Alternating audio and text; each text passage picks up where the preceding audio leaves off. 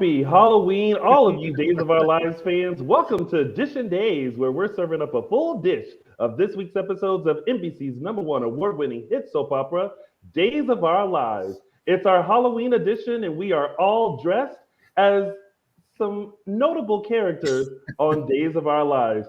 I'm your host, Tony, but today I'm Father John Black, here to reclaim Doc. Got to do the The eyebrow. old Bible. Oh, there's dust that actually came from it.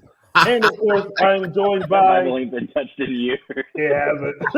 And I'm You went joined to Goodwill by. today and bought that. I'm joined by my gaggle of gals. We have. I'm Jake DeMera, not Stefan. And we also have. Hey guys, I'm Resident Good Guy Trip Johnson, med student. And of course, the ever so beautiful. I'm Ghoul Girl. I'm Chloe, Stripper 2000 from the Last Blast crew.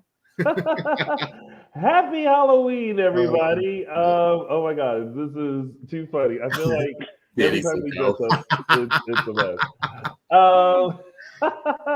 Well, and thank you guys so much for tuning in. If you're watching us live, make sure you click on our YouTube channel and subscribe. You're already there. You're already watching. So, and also follow us on all social media platforms. We are Dishin Days Show on Facebook, Dishin Days on Instagram, and _Dishin Days on the Twitter. The act is currently possessed by the devil. And you can also listen to us on all of your favorite podcast stations. We're on iHeartRadio, Spotify, Google Play, and everywhere else podcasts can be found.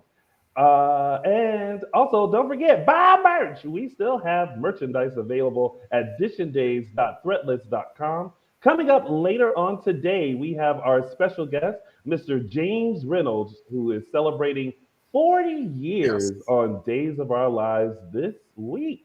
So we wanted to have him on and chat it up with him about the past 4 decades of. Wait, what? Tony's the only one who is scary. I beg your pardon. It's the wig. That's what it is. So what did you guys think of this week's episodes of Days? I thought this was a pretty solid week. It went beyond kind of just conversations back and forth. We had some movement. We had some very exciting activity. Yeah, I really liked this week. I thought, especially coming off of last week, was really good too. And then this week, I thought we've had like 2 really good weeks of like really good plot and characters, and yeah. We got Kristen back. Stacey Duke's always, and didn't have light scenes either. No. He came in guns. He jumped right into it. Yeah. Everybody's doing something. Exactly. Everybody's doing something. It was not a boring week by any means, and it was entertaining. I felt myself not reaching for my phone as much as I do sometimes during those not so eventful weeks. But very engaging. You're still on mute, Tony. Oh. Same. I thought this week. I thought that. Y'all are not going to be coming for me in this wig. This is still very Black John Black. Okay. Yes. That is what we are given. Oh, John. Can you dig it? All right, whatever. I messed it up now. Yeah. All right, you guys. Let's get right into it. It's now time to start Dishin Days. That is the closest we've ever gotten. Yeah. I had to run over and go get our hourglass. All right, set it and forget it. All right, you guys. Oh, let me just set something here because that seems dangerous. All right, we're gonna start with the very first storyline, which is Marlena, John, Johnny, Allie, Chanel, and Belle. Can I first start off by saying I am very glad that it's not being prolonged, that they know that Marlena is the devil. Yeah, and we kind of talked about this a couple of weeks ago. I think Ron even said when he was on that they couldn't do that Like Mm-mm. John's gonna know, and then also, the other factor is Marlena isn't as weak as she was during the first possession. She's stronger, so she can fight it. So they did have to do it, very differently from before. So yeah, and now it's okay. John knows she's possessed, and he's so he's trying to fight Marlena, and yeah, but yeah, it's good that this is moving along and progressing, and it's not just Marlena kind of over here doing devious shit and everyone being like, what's wrong with her? They I think they're a little more clued in this time. And happy birthday to Deidre Hall. Oh, today's her birthday. Happy birthday, Deidre Hall. Coincidentally, yeah. Her birthday's always on Deidre Halloween. Mm-hmm. Not mine, not my original. Yeah. Did anyone else have this thought when the devil revealed himself to John?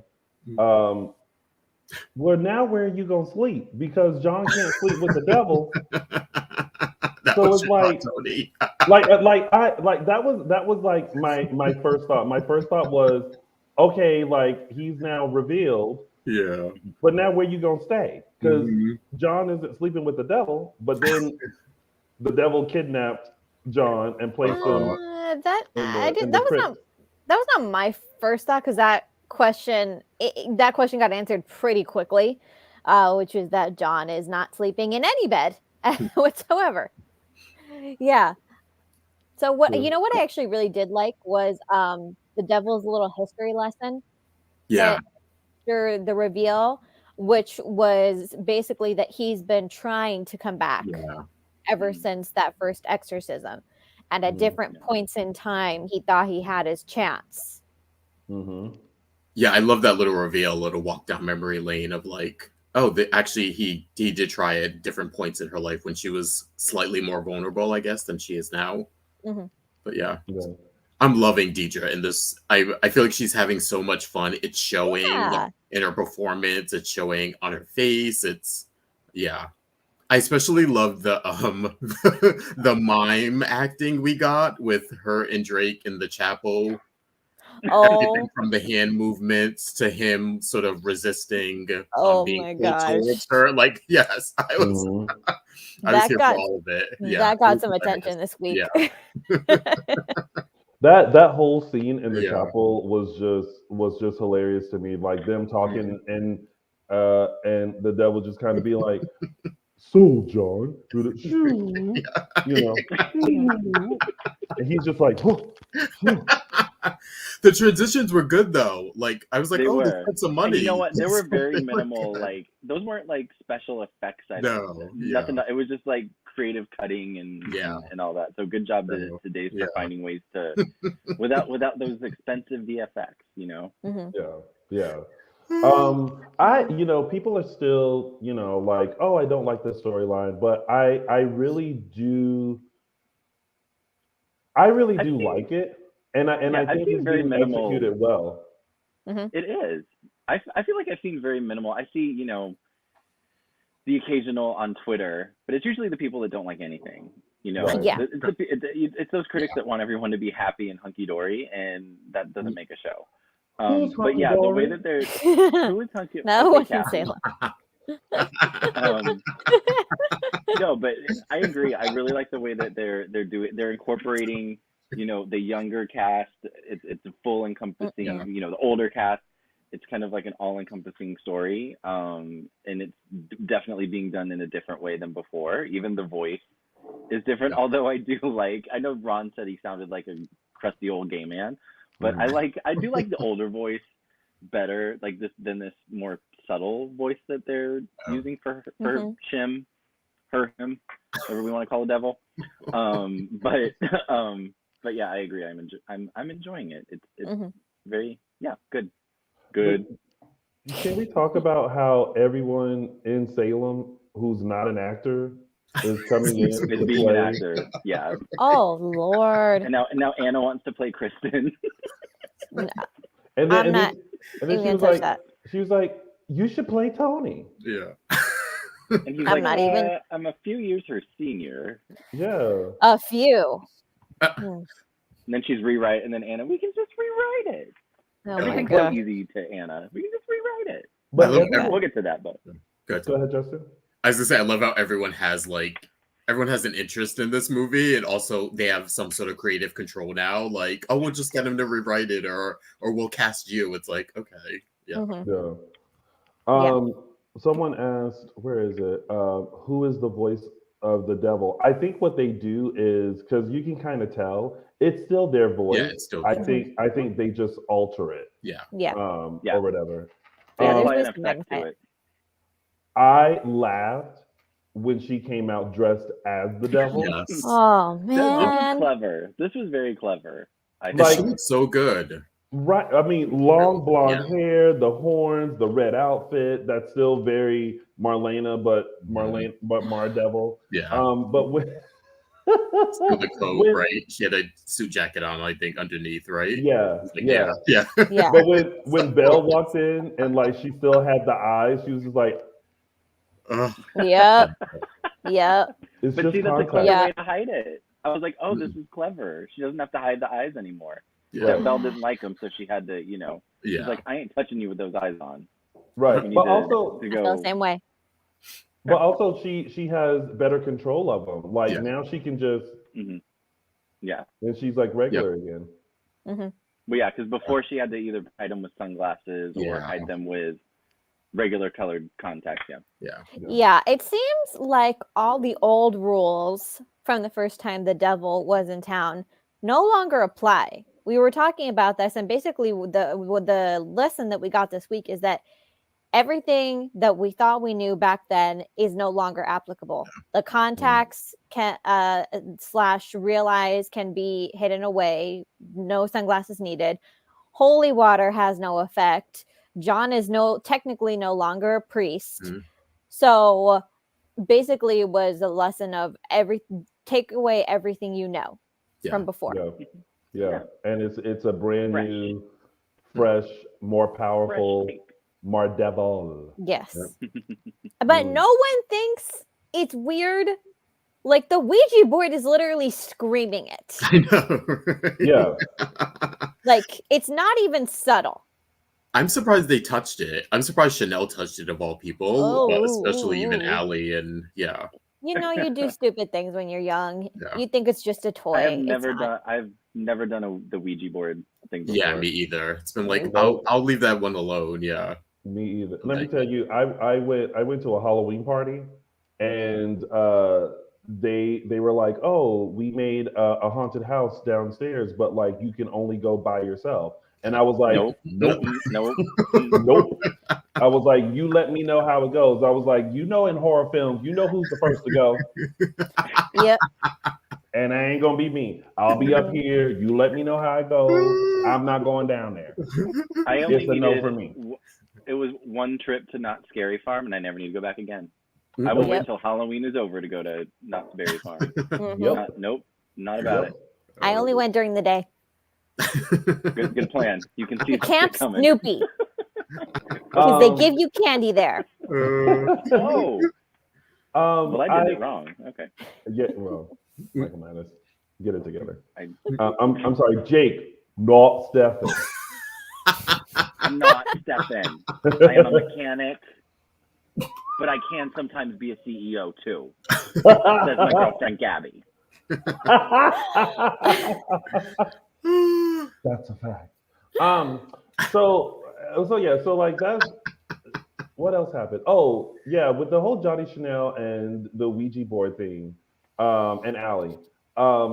Like first of all, they didn't have to do much. Like they just opened the box and all of a sudden the spirits just started talking to them. But it was literally telling them the devil is here, it's down there, and then Johnny goes. First of all, Johnny goes by himself. I'm like, bitch, that's bold. Yeah. And then Marlena walks out, and for some reason I would think that he would kind of pick up on it, but I'm like, Lord, no, you just like your parents, like y'all don't be picking up on nothing.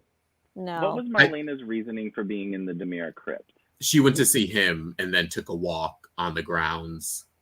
Nothing about this makes sense. I know. Yeah, it didn't. Yeah, really. I was like, was it a plausible? Because I don't remember. It wasn't what it was, at all. But I knew Johnny bought it because they had that whole interaction after he found her, and he doesn't seem clued into the fact that she's possessed again. Yes. Just dressed as a devil. And he's like, oh, that's why the Ouija board was telling me the devil's in the crypt, because you're here dressed as the devil, but not really possessed by the devil.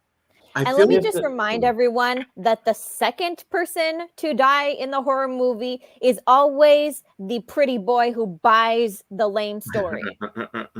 Always the second person to die. Jake.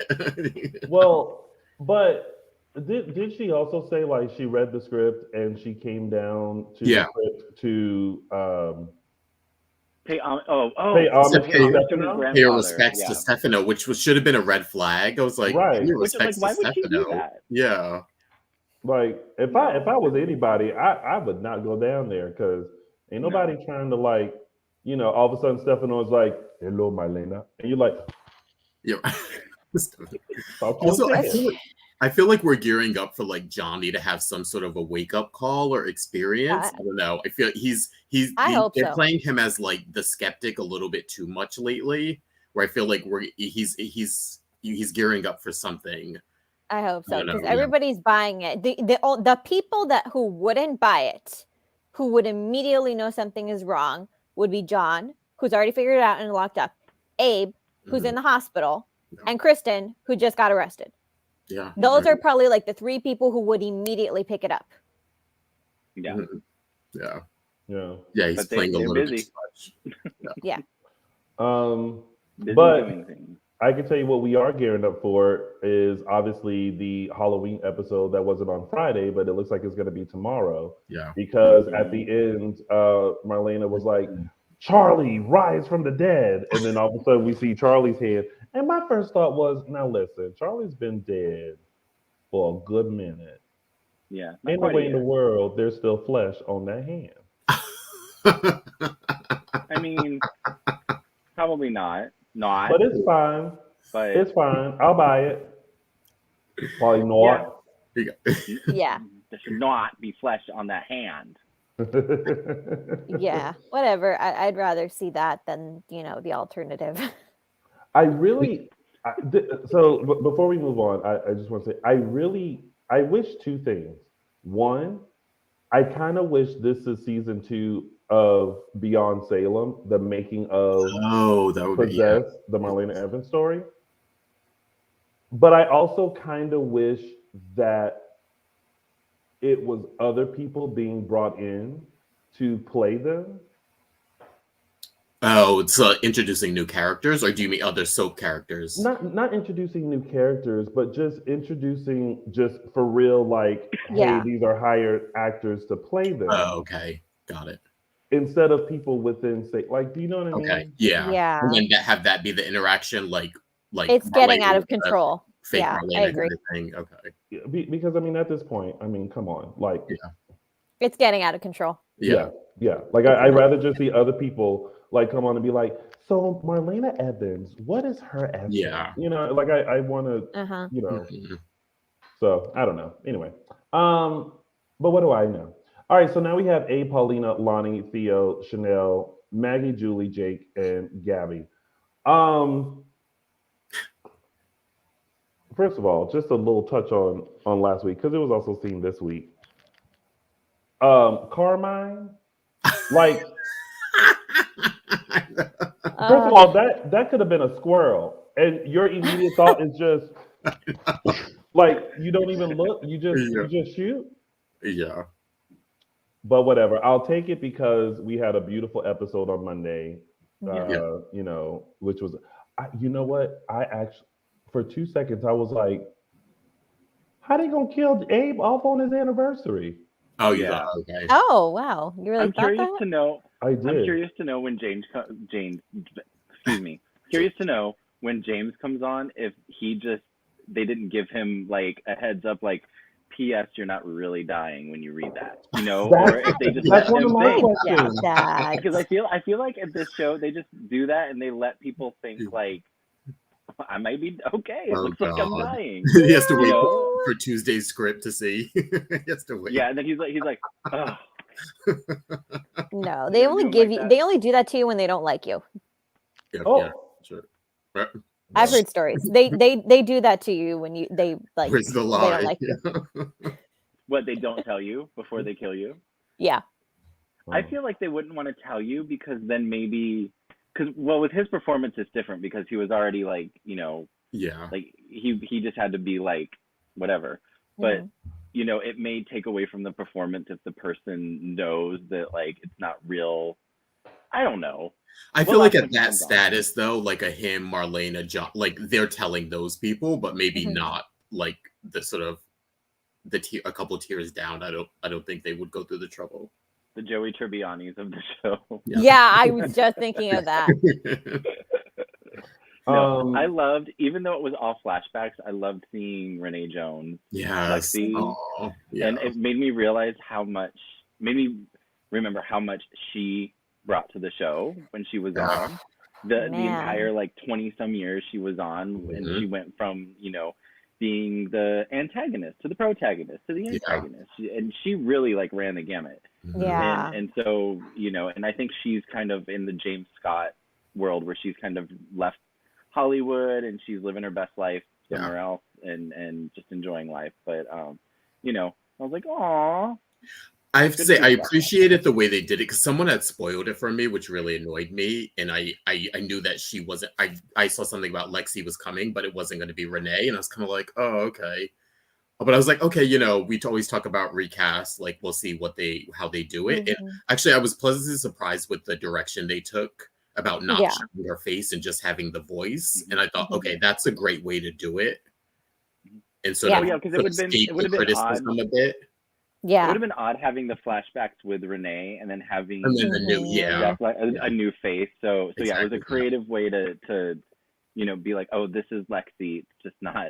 It's not Renee Jones Lexi, it's a new Lexi, but and they did that before too with another actress played Susan at one point when Hope called her, so they did that. They've done that before with they just showed the new actress doing the voice.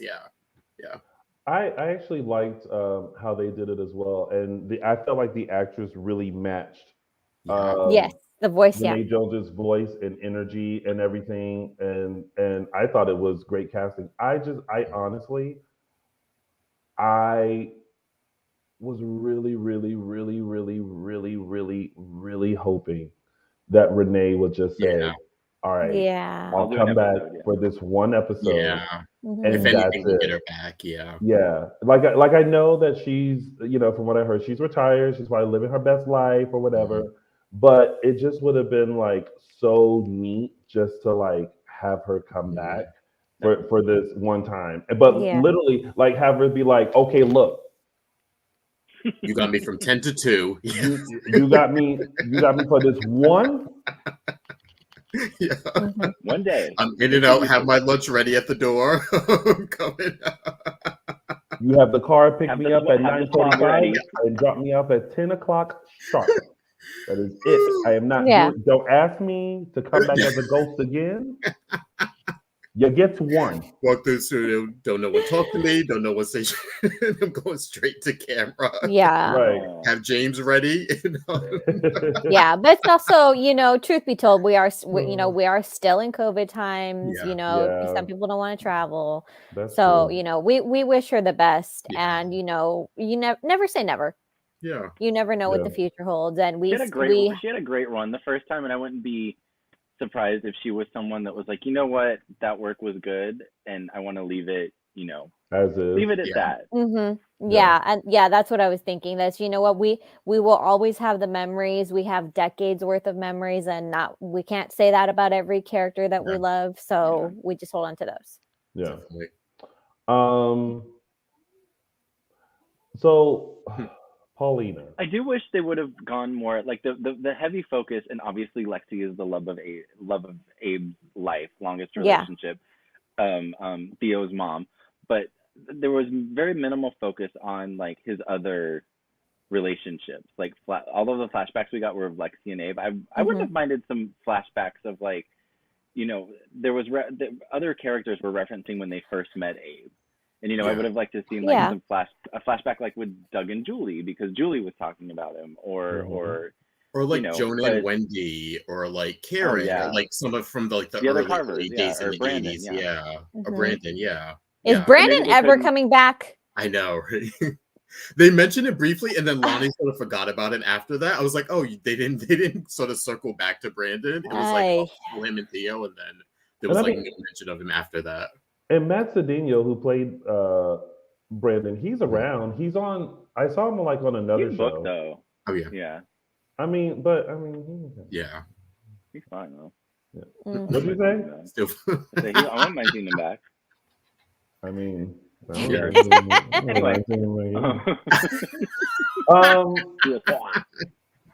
So then there's the whole thing with like Paulina and Lonnie, and like her going to tell, but then not telling, and then trying to cover it up, and then it's like it doesn't make sense.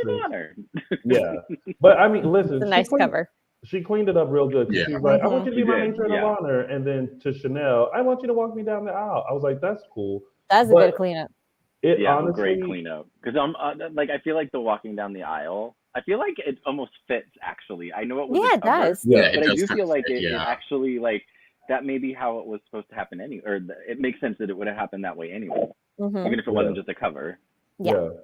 It just, I don't know about y'all, but every time those scenes come up, like my heart is racing because I'm like, I know any minute, it's gonna it's like the ball is gonna drop, and I'm just wondering what everyone's reaction is going to be. Yeah. Because like this is it. Like she messed up for Price Town. Yeah. So you ain't got 3 strikes, Paulina. You ain't got them but 1. And that's it. What would be the second? This is the second. Oh, she don't get 3. Oh. She don't get 3 strikes. Price Town covered 1 and 2. 1 and 2. What? Really? Okay, Price Town and tearing down Tom and Alice. Oh yeah. 1 and 2. That counts as 2. Yeah, 1 and 2. But even Julie forgave her for that. No, and Julie don't forgive nobody. Well, that's because it's back up and running. But well, Julie doesn't forgive folks that kill her family members, even if it wasn't justified, even if the killing was justified. Paulina didn't murder nobody. Okay, Michael, how much were you tearing your eyes out at the Paulina Maggie stuff, or was that okay? Was that an okay situation? Why wouldn't? No, the whole thing was like a wink, wink. That's how. For those that don't know, that's how Jack A. Harry got on the show. Was she made the comment about Suzanne becoming raped, and that's how. Oh my god! I completely forgot about that. Yeah, because I was like, oh, that's cute. But I did not make the connection that. I thought about as soon as it started with that, I was like, "Oh God, is Michael like screaming at the TV?" No, I'm fine with that because they were still in character and not being like Brady, Eric, whatever. That stupid. Yeah, that was the worst of it. Yeah. No. Plus, she does look like Bonnie Raitt, and I would love to see that karaoke session. Yeah, let's give him something to talk about. I was like, "Oh, keep this going." Yes, it was a cute scene. Yeah, between them. Are you ready for the thing called love? Yeah. And that's it that happened with that storyline, right? Like Abe is pulling through. Yeah. So he woke up. Theo came back. Jake spilled his guts. Oh yeah. First of all, that Carmine person, I'm like, gotta go to the bathroom. You owe me. Like I came here and did you a favor. So literally, therefore it's on you. The you definition. Gotta put me up in one of these rooms in this mansion, or unless I'm telling the feds what you did. It was like, they call mechanics grease monkeys, but truly, this guy would be like a greasy haired monkey. Do not call us grease monkeys. That was like New York, Philly mobster, like 101. Oh my god! Like, but the actor was making the most out of it. He was. Truly man, the amount of hair gel. Yeah. I mean, and everyone in the chat is kind of like, saying that he's overacting or whatever. I actually think he's playing it like he's like. I thought it fit. Yeah. He's like this big like goof. I mean, anybody seen the Many Saints of Newark? No. On point. Yeah. Yeah. On point. Bada bing, bada boom.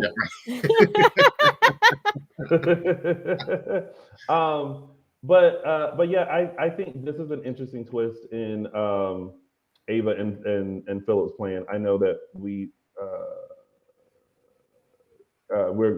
talk more about that later, but that's just interesting. But yeah, the whole thing with Jake and like Rafe trying to be like, uh, yeah, I didn't tell you about Abe because I wanted to see your reaction. Finally acting like a cop. And you know what? At this point, Gabby, just give up Gabby. She can become a lawyer. I know, right? She was jumping in. Pull a Kim Kardashian and go to law school. Yeah, she kept jumping in and all that kind of stuff. I was like, all right, we get like he's innocent, girl. Like, you know, don't dig him a grave. Mm-hmm. But yeah. So anyway, that's it with that storyline, right? Yeah. All right. So let's move. Oh Lord, Brady, Kristen, Steve, Xander, Gwen, Trask, and EJ. First of all, it's always a good week when Melinda Trask is on. Go ahead. But kudos to Kristen for coming out of hiding just to slap the dog piss out of EJ. Like that's one of those moments. Like you know, like when you were in school. Yeah. And there was that one person that was always messing with you, and each day you'd be like, "He got one more time. He got one more time. He got one more time." And I'm just going, "I got one more time." I felt like that's how Kristen was. Kristen, like from wherever she was to the catacombs to her, like coming into the mansion, she was just thinking like, as soon as I get there, I'm gonna knock this. I'm just gonna beat him. I'm gonna beat him to the white meat. I got something for that ass. Once I get, like, I felt like that's what she was saying to herself. And then she came through and was like, "What made you give them my info?" And then she didn't like what he said, and she was just like, "Oh, this is what I came for." I'm so animated. Like I was watching myself do all that. I'm You're like, oh very active today. Like, oh my, what did the 5 fingers say to the face? Like a true brother sister. And then she caps off the scene by like kissing his hand and them being like lovey-dovey. I was like, okay, yeah. That's very true to Demira. Yeah. Like they'll be at odds with each other. Like they're that family that they can be at odds with each other, but then like when shit goes down, they all have each other's back. Except maybe Chad. Depending what the situation is. Yeah. I really felt like she was going to come in and do Team Too Much when she was trying to kidnap Rachel. Yeah. And it is kidnapping, even if it is your own child. It is kidnapping if you take it from another parent with custody. And if you're like a wanted felon, probably. Yeah, right. Wanted. That part. I do want to point out there was one scene in this storyline that really, really got me. It was Ari / Nicole recounting why she was not sorry she did what she did to Kristen. And when she went through it, you were like, yeah. And but even my husband Mark was watching it with me, and even he was like, wow, she's good. I was like, like that's that's Ari, that's Nicole. And so I thought that scene really stuck out at me as like one of the highlights of the week. Yeah, like, and EJ couldn't argue with anything. Exactly.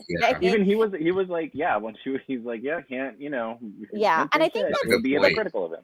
And that's a very unique thing about Kristen's relationship with all of her brothers is that they all have her back in their own ways, but they know enough to know they can't control her. Yeah. And so they're not going to fight her battles for her. Yeah. I felt like when Nicole was saying all that, like I felt like a friend of hers that was like in like behind her and being like, that's right. Tell him. And now what? What you gonna say now, EJ? It's like I feel like I turned into the girl in like a Medea movie. So what you gonna say now, EJ? Are you gonna try to not date her no more, EJ? Is dinner canceled now, EJ? Oh, and then that kiss. I was like, they're trying to. I was like, they went for it. First of all, that kiss. Okay, let me ask you this before I tell you what I saw. Okay. What did that kiss between Nicole. Nicole and EJ say to you?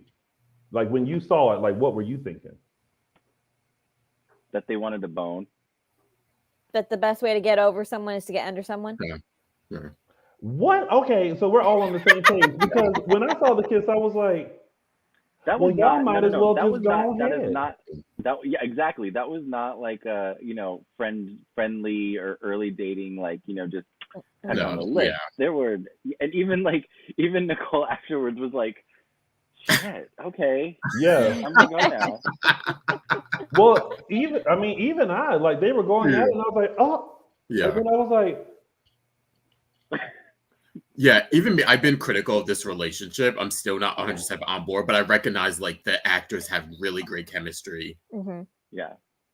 Just reading the bottom of the- I was like, y'all might as well just go ahead and just go upstairs to one of the rooms. Get it Yeah. over with. This was another week, a good example of how we now know why Dan Furigal was cast as EJ. He has chemistry with everybody. Everyone. He is like solid with everybody, and I don't know if it's I don't know what the secret to that is, but you believe every relationship that EJ has, and you believe his reactions, and it's just like his scenes with everybody, even with Allie when she was back on, it just fits, and it's a testament to his abilities, I guess. Well, what's crazy is that's chemistry is really not quantifiable. You could be really fantastic, like Oscar-nominated actors, and you still could have crap chemistry in a scene with somebody. Right. It's not something that's quantifiable. So the fact that he has chemistry with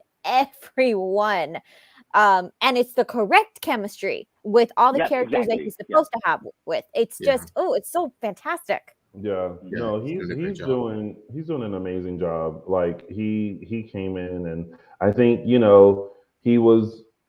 had the foundation, and now he's just really taken the character and really owned it. And thank God they changed his hair. Oh. I know. I was just gonna say the appearance is like he mentioned when he was on with us. Yeah. He was like, wait and see, and I'm like, oh, thank you so much. I actually bought him as a priest, though. He looked good in that costume. Yeah, he did. But we'll touch more on that later. But do you guys think it's fair for Steve to have been on this mission for Victor and to take in Kristen in exchange for the freedom of Xander, Justin, Bonnie, and Gwen? Hell yeah. Yeah. But what's gonna happen to Kristen? Huh? Oh. But what? What's gonna happen to Kristen? She's gonna go to jail. Well, she sort of did his job for him. Like he didn't have to do much. Well, I know she she let her love for her daughter, cloud her judgment, and she was like right there.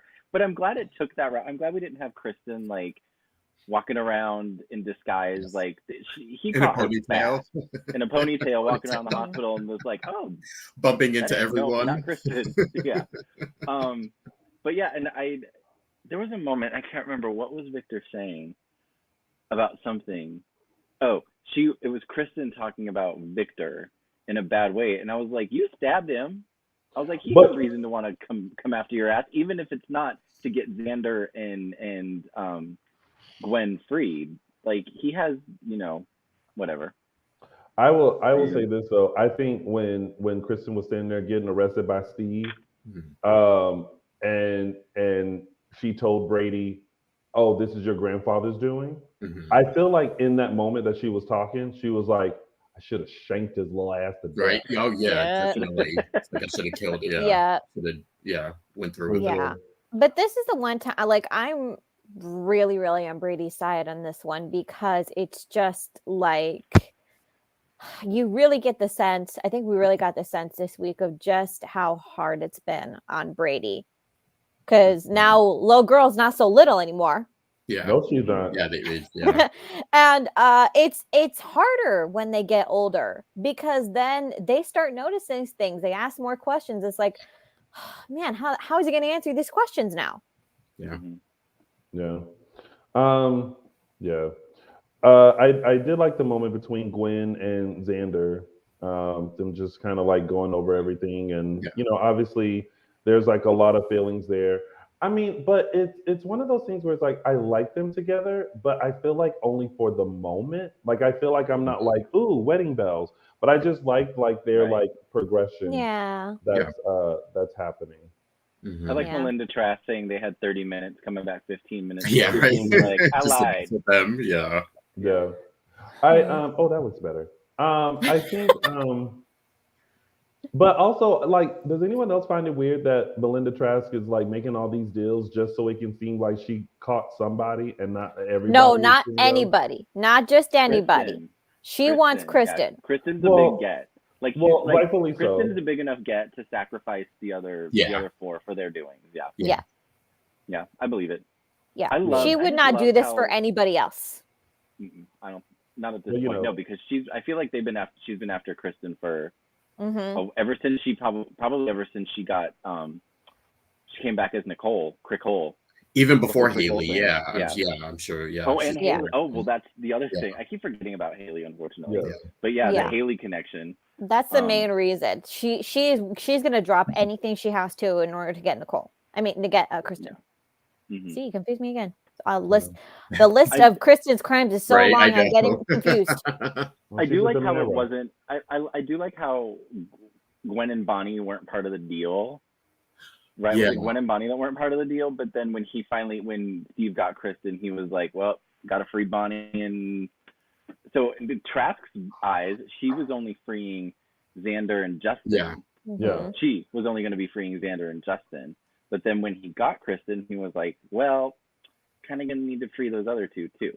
So But you know that was Jack's doing because Jack talked to Victor and was No, just it like, wasn't. Steve was already there. no, Steve that hadn't no talked- that Steve and that's Jack had not communicated.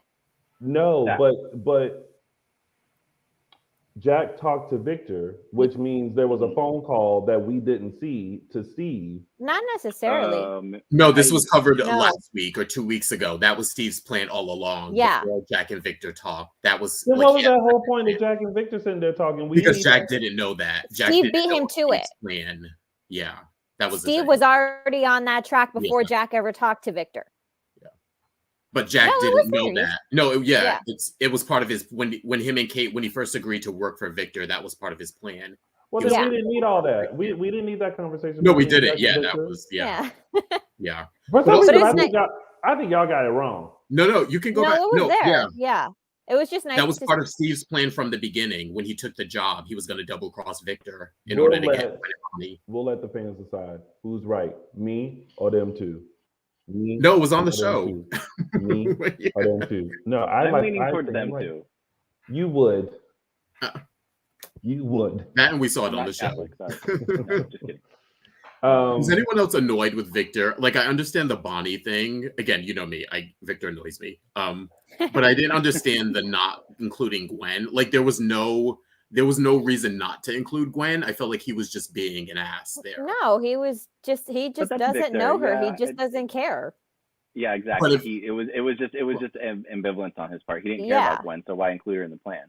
I mean, But I see why what you're not? saying too. Why not? Yeah. Because I understand Bonnie. That makes sense to me why he wouldn't do anything for Bonnie, especially his history with her. But yeah, it was sort of like if Jack came to him, it was like, okay, why not just throw her in there and like help someone out? Like, Mhm.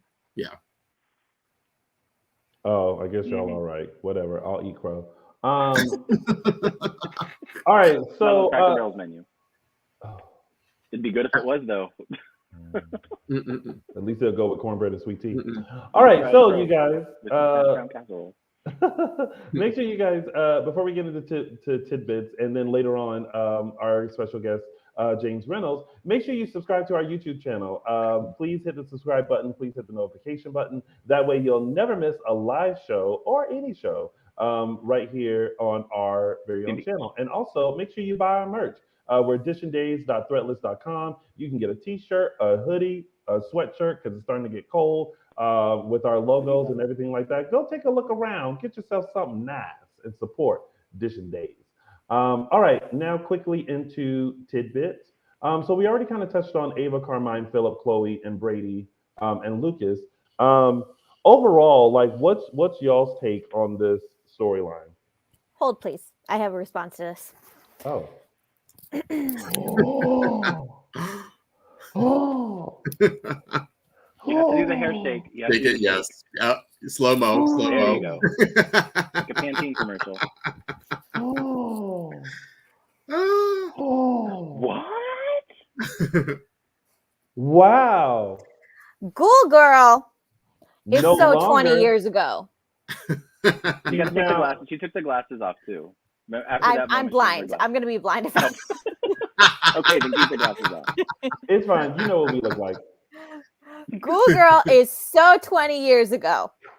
Chloe, I will say it again, is a grown ass woman. She doesn't need this back and forth little spy drama. Let me test her. Yeah. No. But I mean, she put Philip in his place, but I find it a little uncomfortable at how jealous he is. Yeah. Like I It's like, get it, yeah. but it's obvious that you don't trust Chloe, and you definitely don't trust what Brady is saying, and you know you're seeing these things that, like, of course maybe to his eye like make sense, but at some point you have to trust Chloe that like she's not trying to do anything. But if she is, you can be as mad as all get out. But like she's looking at you like, dude, calm down. Like, Yeah. it's not like that. I chose you. So I don't know. It's weird. And then the whole I find this storyline now interesting, the Ava, Carmine, and Philip, because now there's a monkey wrench thrown in their plan that Yeah. Carmine shot Abe, and so now you know the hands are not as clean as they thought they were going to be. Mm-hmm. So I thought it was interesting. Like, right. Carmine went to bed. Oh, go ahead. No, go ahead. No, go ahead. No, I was gonna say the fact that like Carmine ran to them, and it was like, remember, Jake's the one who, and I like that they kept reiterating that, like, they actually didn't bring him there. Their only connection with him was handing over the evidence, or the quote unquote evidence. Yeah. Yeah. Did anyone else find it strange that Lucas was was advocating for Philip here? Oh, just because of the I history didn't with understand. Chloe, I was like, you mean? why? I guess I didn't understand why he was. Why it made? Well, he's Philip's brother. I guess that's how I kind of justified it in my That head. was but it did seem kind of out of place because Philip, Lucas hasn't really had a place in this storyline yet. No. But I guess it was just, for funsies. Well, I guess they all have history with Chloe, but at this point, it just. Oh yeah. It seems like everything about this situation is based on history. Yes, it's the history that they do have with that Lucas and Philip have, because remember, Lucas gave Philip the letter to expose Sammy.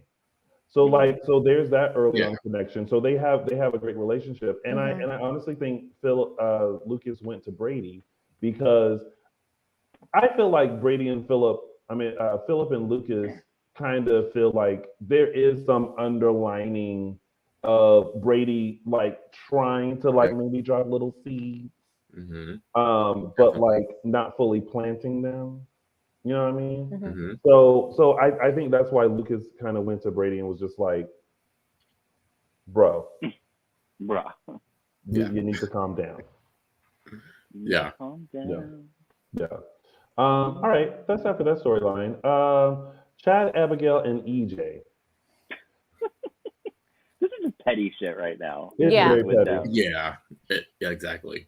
It's very petty that he's like, I want to play Father John, and he is super serious about it, and he got his costume, and he wants to run lines with Abigail, and they are just not having it.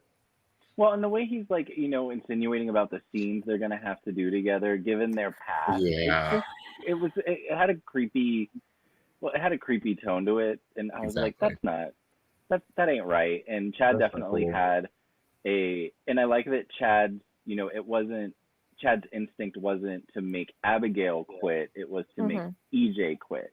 He was being an advocate for Abigail instead of being like, you need to quit this film, and it was that typical route. And it wasn't. He knows what EJ's doing. Yeah. Yes, and it wasn't him advocating for her because of history or because of just her womanhood. It was him advocating for her taking on a new job, which is great. And showing something that she wants. Showing that he trusts her. He's made that mistake before. Doesn't want to do it again. And advocating because she wants, like you just said, everything you just said, Araceli. Yeah. I mean, Abigail did try to quit, but Chad came in like, no, I think you should quit. She really wants to do this. And the way it netted out is no one quit. Everything's the same.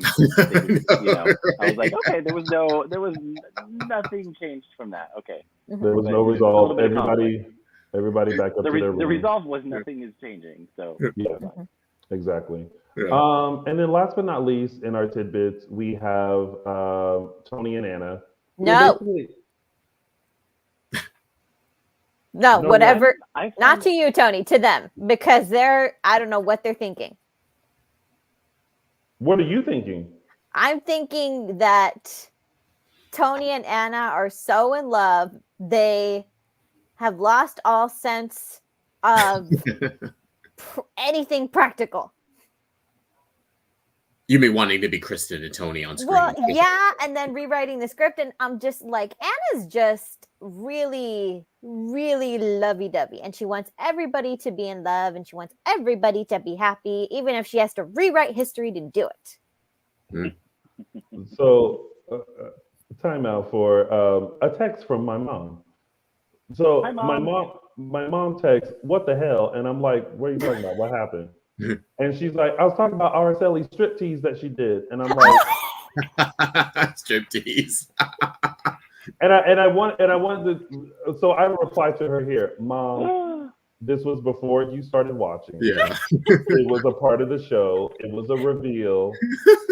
It was a moment. It was a moment when they used to basically call Chloe ugly and call her Ghoul Girl." And then at dance, she revealed herself in this beautiful red dress. Yeah. So it's a recreation, Mom, not a striptease.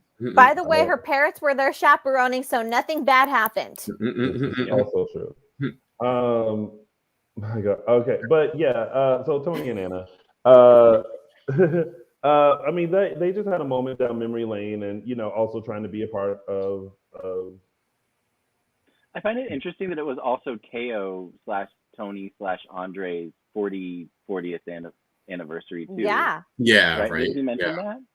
So I think that's why we got a nice little montage of Tony and Anna scenes from back in the day. So nice to acknowledge. a lot of anniversaries and milestones. Yeah. This week. A lot of stuff. Yeah. We'll get into that in a minute. Yes. Okay, so I know where it is now. I was getting set up for the next thing, and I was like, "Oh, where's that info I needed?" And then I'm like, "It is here. It is." Okay, perfect. Now we're ready. Okay, y'all. That was Days of Our Lives this week, and now it's time for We forgot one thing, I think. Ooh. Did we talk about Ben and Ciara being pregnant? Oh no, we did not. We did not. And then Ciara pregnant. Yeah. That's really all. Hey, it happened a miracle quickly. Michael Mattis. Still, yeah. You know what Ciara is? Pregnant, knocked up, in a family way. Bun in the oven. Okay. We're gonna play a game. We're gonna role play, and then someone has to be the character I am, so that you can get my reaction. So I'm gonna play Ciara, and I'm going to tell Ben that we're pregnant, and I want you to show me your reaction when you watched it. Okay. Okay. Mm-hmm. Starting with Michael Mattis. Picture it. Brady Pub, Ben and Ciara. I'm Ciara. We're pregnant. Hey,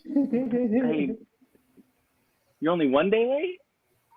And you're pregnant already? Okay. Okay. Now, Araceli. Get another test. Look. We're pregnant.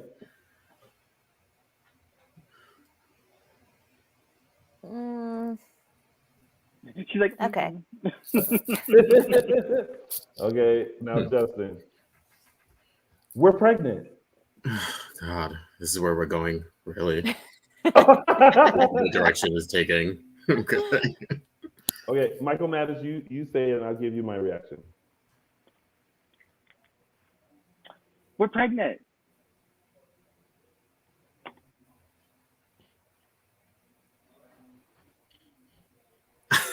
Yeah, no. The math. Yeah. End scene. Yeah. I thought you were gonna be like, my head all right on out of here. I was like, now listen.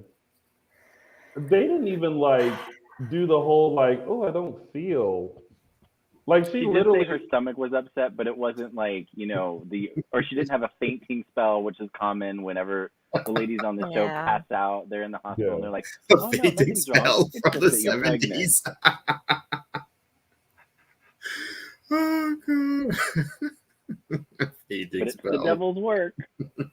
That's how it happened. Oh boy. Devil baby. Right, yeah. I was just But like, Matt it Jenkins is that is As quite- Math ain't mathin'. The math ain't mathin'. Yep. That sounds about right. Mm-hmm. Justin and his like 42-liter of water. I think that was the week of days, yeah? that was Yeah. And that was the week of days. And And now that we're was going the to week our of days. segment. I'm just going to move this right along. Starting with now Tony's official. We know you're coordinating something, yeah. Oh, thank you. I just never heard Michael Mattis want to host before. I don't. I I like just want to. I'm just keeping it going. I Yeah. like it. I like it though. You should try it. You should do it. I'm good. All Now right, it's time for. No. Tony's official 3 Snaps Award. Oh, snap. Dang. All that and I ain't ready. There we go. What happened? I know. I wasn't ready. All right. My 3 Snaps Award goes to her name is Casey. This is And my during the virtual Q&A with Zach. Chandler and Zach, or Zach. Yes. Cassie told us that she and her sister were going to dress up as Will and Sunny for Halloween because they're huge fans of the characters, and the characters have like definitely impacted them and they mean a lot to them. And so I was like, and in the chat I was like, send us a photo. Well, she Instagrammed me and sent me this photo, and I was like, yes, I am here for it. I mean, it is everything. I know that I normally give 3 snaps to something that happened in the show, but Miss Cassie and her sister Shelby, you get Tony's official 3 Snaps Award. Oh snap! Now that's a good Halloween costume. That's That was a good one. Good. Yeah. All right. Now it's time for that's still me, isn't it? Caption that. Alrighty, this week's caption that goes to Dan Furigal and the awesome Stacey Hayduke for her awesome slap her around the world. And this week's caption goes to Mickey or Curls for Days on Instagram with her caption, "I can't believe you threw out my Susan costume. I was gonna wear it for Halloween." Slap. That was caption that. And now it's time for those were the day.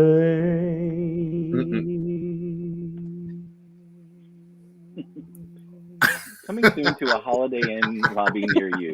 Tony Moore. As if there was Tony any Moore and question.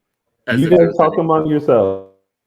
As if there was any question on what today's Those Were the Days were. We are taking you back to October 29th, 1981, where we had Mr. James Reynolds debut as Abe Carver.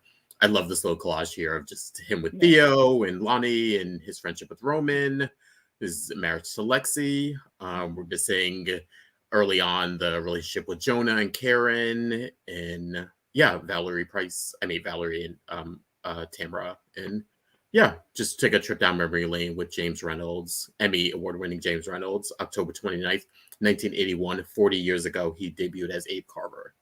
Incredible. Yeah. Oh, also making him the longest running African-American character in television history. Nice. Yeah. Congrats. And we will be speaking to him shortly. Yes, very shortly. And next. And now it's time for It's a Gift. This week's It's a Gift goes to the devil, or Mardevil, as it were, with a very come hither. Come hither. Come hither. Trick that you take what you will from it.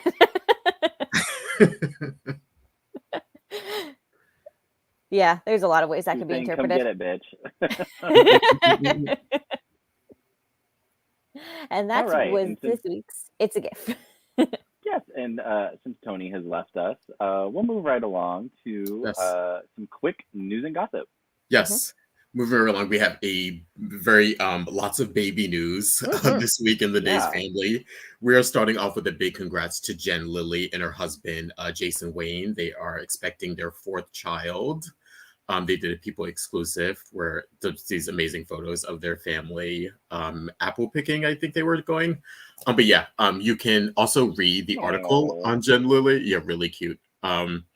And to find out how she found out that she was pregnant, it's a really interesting story. She was on set in a way and had a little bit of time to wait before she could confirm it. And some really interesting dialogue with a pregnancy test that was in a different language, so set her into a tailspin. But you can read her story. Yes, she was like, "Is it yes or no?" Yeah. Of all the issues I've ever heard of a pregnancy test, that is not one I would have predicted. Exactly. So you could read that story at at people.com. Moving right along, also a big congratulations to Billy Flynn, Mr. Chackamira, and his wife Gina. They're expecting their first child early next year. You can go and check out on their Instagram accounts. They have these beautiful sort of maternity photos, I guess what we call them now, with people taking. They're really fun and cute with them, and they're just a great. Yeah, they were styled after another photo shoot from of another couple from the were they okay or something? Yeah, they're really. It was a really creative recreation of something before, and congrats to both of them. A little Billy Flynn gonna be or Billy yet. Yes, I guess Billy can be. Yeah. Go check little that Gina, out. Little Billy. Yeah. Moving right along, our friend Miss Emily O'Brien, Gwen Rischek Devereaux. She had a debut of her new trailer for her new short film called Too Close. So please go to her Instagram account at mroya and check that out. It's already in contention at some film festivals, and once it gets released, we'll keep you posted on that. But go check out the trailer. It looks really interesting. Next up, we have a little reunion here for the Black family. No pun intended. We had I forgot the picture. Sorry. Oh, okay. Never mind. So we had. Keep going. Yeah, and Tony can chime in here. He has some info to present. We had Deidre Hall and Martha Madison joined Eric Maltzow backstage at his debut in the Mamma Mia review that he did on October 22nd, I believe. We had a picture we'll show you later. But Tony, I think you were in attendance. Well, actually, if you go to Deidre Hall's Facebook page, you'll see photos of when she went. I went on closing afternoon, and it was an amazing show. Eric Martzow was amazing in it, and it was really good. Like I already love the music of ABBA, and I think I saw the movie. But I just remember thinking Pierce Brosnan should never sing in life. And so now I want to rewatch the movie, but it was great. And it was also just great to see a lot of the fans that I have known for years. They actually came out that weekend with Star Image Entertainment did an event Yeah. where they went and saw the show that Friday night, and then they did an after party. So I surprised everyone at the after party and saw Eric Martsolf and Mike Manning and a lot of the other fans, and it was a great time. Eric did an amazing job as Sam in Mamma Mia. Nice. Yeah, congrats to him. Next up, we have some casting news. Krista Allen, aka Billy number 2. She is being cast in, for all you Bold and Beautiful fans, she will be taking over the role of Taylor coming up soon. I'm not a B&B fan, but yeah. This was huge news this week. Yeah, it was huge news. And it's huge, yeah. It's good. Yeah, it was huge news. And also, like, she wrote a little post about just getting the call for it. I guess she's not been out of work, but just her sort of return to daytime. She just made this really beautiful, sort of grateful post about coming back to daytime, and it's been a long time for her, and she's just so interested and so blessed to sort of have the opportunity to come back and connect with fans. So it was really sweet. She actually started before she was on Days. She actually had like I don't know if it was like an under 5 or something on the Bold and the Beautiful. Oh, really? Oh, cool. As like a minor character before she was even on Days. Sorry, he's making all kinds of noise back there.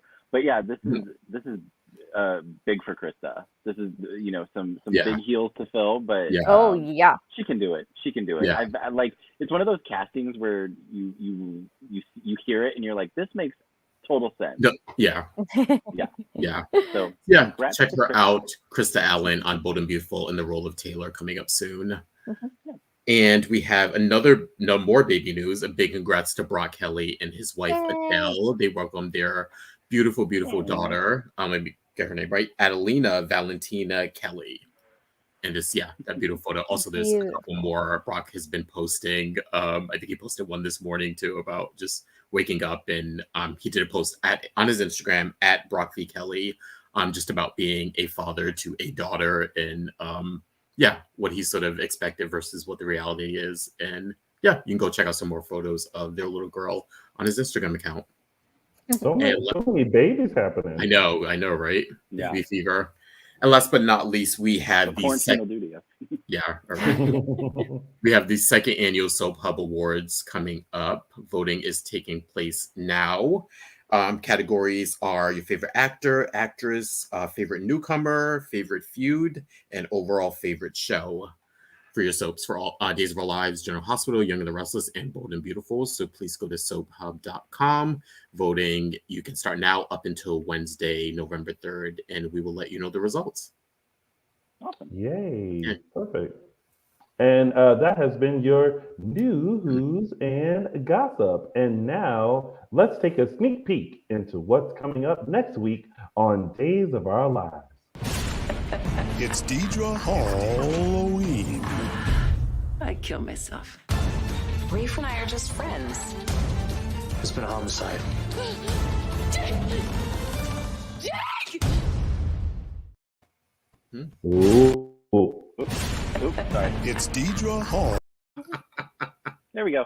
It is Deidre Halloween. You want to watch it one more again? No, I'm good. Oh man, I died this week. Scene. I'm Jake. Oh. Jake. So he was confused for a minute. Michael Maddox, you're so good that we don't know when you're popping in and out of it. I guess. I'm that good. I miss my calling. Well, this is going to be interesting because I always like the Halloween episode because it's just like a small, like little break into like what's normally happening. And so it's good. I like it. And it's been kind of announced some people that will be making some appearances. Okay. So it's gonna be interesting. From the great beyond. Mm-hmm. From the grave, Yo. So right now we're just waiting for there's some technical issues that are happening with our special guest, so we are just waiting to hopefully fix those said issues so that we can have him on. Is there anything that we did not cover? that you guys? There's some other wanted to people are speak on? posting their own news in the chat. So we have Melissa Reeves just had another grandchild. Yeah. This Oh yeah, past we week. talked about that. Oh, we talked about that. Yeah. Oh, did we? Mhm. Yeah. Yeah, we Oh, did. my bad. Okay. Yeah. Dan, Chandler Massey's Hallmark movie, it's a Christmas movie, can't remember the title, is starting next Saturday, or showing next Saturday on Hallmark Channel. We're 'Cause just they're already in skipping right. Christmas. We're just skipping right over Thanksgiving, huh? Yeah, Right. they're Yeah. doing that now. Pretty much. Lifetime in Hallmark. Yeah, like no Thanksgiving movies, none. Yeah. Okay. No, it's just right into Christmas. Okay. No. Right into the food holidays. Mhm. Give me food. Thanksgiving is the ultimate food holiday. Well, so It is is. Christmas. But I mean, I guess there aren't really any Thanksgiving movies, you know, like about it all surrounds Christmas, because Christmas is the more magical holiday. But Thanksgiving is the drama holiday. Mm-mm-mm. That is like the bread and butter of a good holiday movie. There's got to be drama, and I guarantee you, there's always more drama at Thanksgiving than Christmas. You're right. Actually. Everybody's trying to rush out of school. Everybody's trying to, like, the airport is just 10 times worse. Yeah, no, it's worse. I mean, I just feel like any holiday is just bad. I wonder what the holidays are going to be like in Salem. Devil is. Because they do the ornaments. Oh, the devil.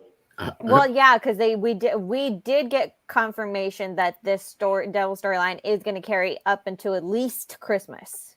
Yeah. With that was confirmed to us. So, yeah, I wonder how that would look. Be interesting. I'm here for it.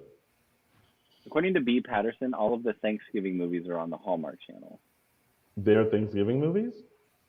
I guess they're all on the Hallmark Channel. Yes, I can't say I've.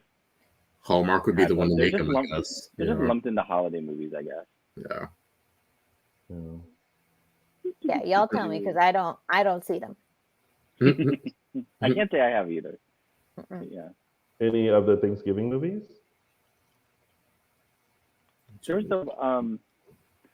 you know what a great Christmas movie is, but it's not billed as a Christmas movie. And I don't think it even came out at Christmas time. No, I'm not gonna say Die Hard. Please, for the love of God, no. No, it's this movie with Dennis Leary called The Ref. It's from like the mid '90s, and with the stepson or something, or a girlfriend's son. Yeah, I remember that one. Yeah. No, not with but Christine Baranski is also in it. That's Al Bundy. That one I'm thinking. Oh. Fletch? You say Al Bundy? Al Bundy movie? Yeah, he has a one where he takes like his girlfriend's son across the country or something, and it's them like battling each other. I thought, and then maybe that one when Oh no, the rest stars Dennis Leary and Christine Baranski has a supporting role in it, but she steals the movie because she's so freaking funny. But it's one of my regular when we watch holiday movies, it's one of our must watches every year. But it was funny, it didn't come out at Christmas time, and it's not really billed as a Christmas movie, but it surrounds Christmas. It's really fun. Go look it up, it's fun. Yeah, if y'all know any Unfortunately, it also has movies, Kevin Spacey in it, but it was the 90s. Never mind. I mean, it was the 90s, we didn't know yet. You just ruined it. Just ruined what? Oh, he said Kevin Spacey. Like I said, Christine Baranski is the one to watch it for. We'll just ignore Kevin in it, yeah. You know what I just realized? And I thought about this earlier, that we have James Reynolds on, but like none of us dressed as him. I was actually going to do a James Reynolds if I had a little bit more time. What time did you need? You got a sweater? Well, no, I wanted like a mustache and then a wig and What wig were you gonna get? Huh? What wig were you gonna get? A wig, curly hair. James could do Afro James. I now am intrigued to figure out how this look would have came about. Yeah, maybe I'll do it next year. Interesting. We're still waiting for our special guest. I'm trying to get an update as to how we're doing. I know there were some technical issues because we are being brought to you live by StreamYard, and sometimes it doesn't work on other. What are these browsers? Browsers. No, maybe to kill some time. Kelly asked earlier if we can explain why we picked our characters or what made us decide on these ones for our costumes. Oh, that's a good question. Thank you, Kelly, for that. Yeah. Michael Mattis? Yeah. You want to Because I start? look like because I look like Brandon Barash and I had a leather jacket, so AKA it was easy. Yeah. It was not hard to put together. It was not hard. It was not. What about you, Araceli? Because I naturally have Chloe's high school hair, and Tony said, "Hey, let's dress up as Days of Our Lives characters," and I was like, ticking down the box. I was like, "Not blonde, not blonde. You don't have a leather jacket. I'm a girl, so my makeup takes twice as long as yours. Thank you for that." So what? That was fine. Come here. Interesting. Justin? Well, I own a stethoscope. Don't ask why. What are you using that stethoscope for? No, I actually had this from a previous costume like a few years ago. And then I actually was gonna do Abe, and then I've been working really long hours, so I was like, I can't get Abe together by Sunday afternoon. So I was like, okay, I have a stethoscope, and then I was like, Kayla, but I was like, I don't have a wig. And I was like, okay, you were gonna be Kayla? I thought about it. I was like, if I could get to a wig, and I was like, I probably can't. So you should have told me I got a blonde one that's just like this. You could have been Kayla. I should have known best. And her glasses, the little round, the round. Yeah. That would have. I have been dressing up all week, so I got stuff. Yeah, and so I went and got scrubs and was like, okay, I'll do trip then. I was like, I can do med student. I landed. It was between two. Well, honestly, I really, really, really wanted to be Mardevil, and I wanted to get the eyes and like all that. And I was like, I thought we were gonna see that. I was like, I don't know how that's gonna work out. And so then I was like, all right. I was like, oh, what about Father John? Because actually, the lovely folks of over at NBC, when the whole storyline started, they sent some stuff, including like this bottle of Salem holy water, and like this little medallion thing. So they sent that. What is it?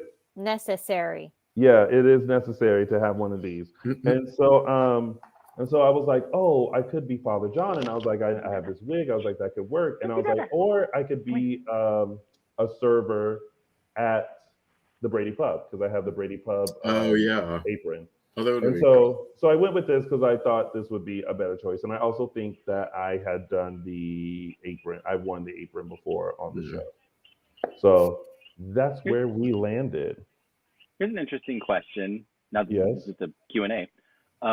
Next, Try It asks us, what are our day jobs? Okay. Oh my God. Justin, go first. Do you want to reveal it? What? Oh, I'll me? go first, I guess. Okay. Oh no, I didn't. Sorry. No, I'll go really quick. I work in digital marketing as an email marketing specialist for a clothing line. I'm a jack of all trades. So I'm a jack of all trades right now. Right now, I'm going to be a producer on an upcoming film for a friend of mine. So I just do a bunch of stuff. I work in caretaking. It's just a bunch of things. I am an out of work actor 90% of the time. When I'm not doing that, my regular sort of day job is I manage events around LA.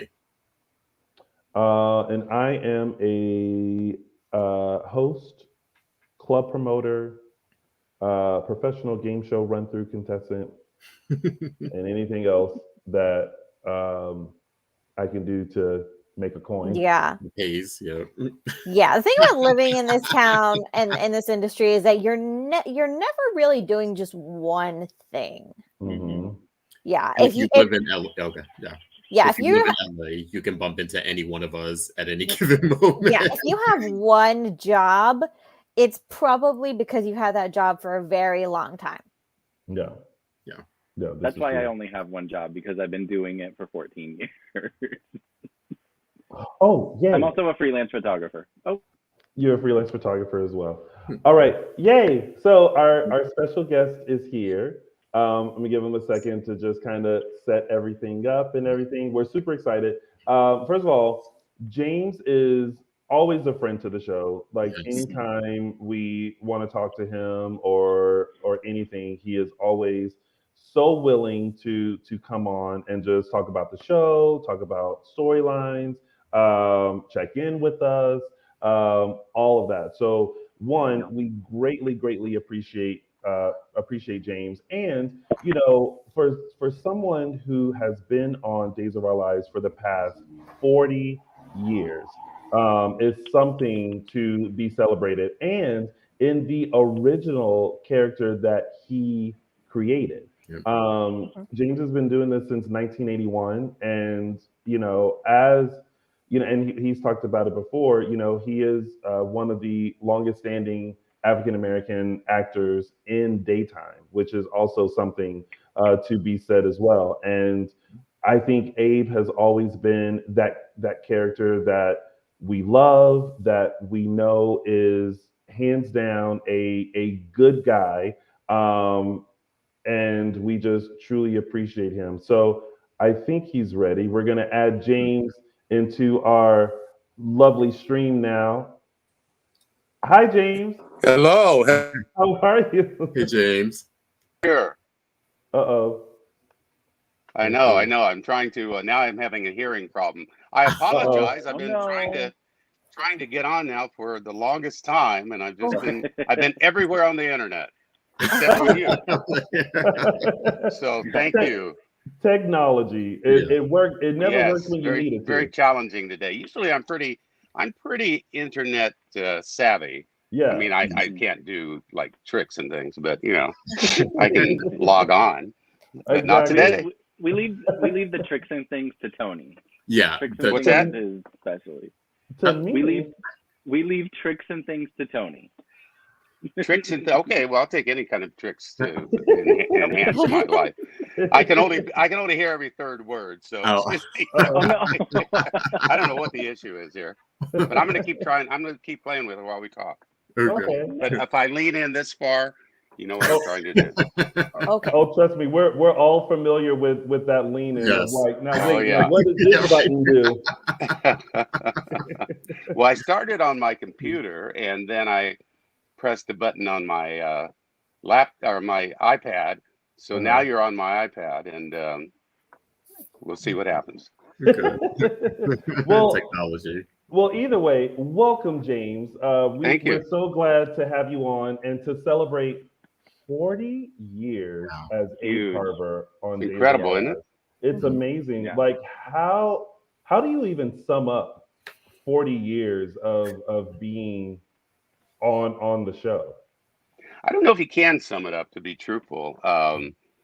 It's been quite a week, and I've been trying to figure out really interesting ways to describe what this is. I think, well, for one thing, I'm very proud to have been on the air for 40 years. I mean, I acknowledge and understand how big a deal that is and how important that is, and I'm very happy to be the person that's done this. So that's and by the way, since I couldn't hear you till now, I'm very happy to be with all of you. Oh, Thank you. It feels like old home week. James, yeah. Right. So James, great. has it felt like 40 years, or how many years? No.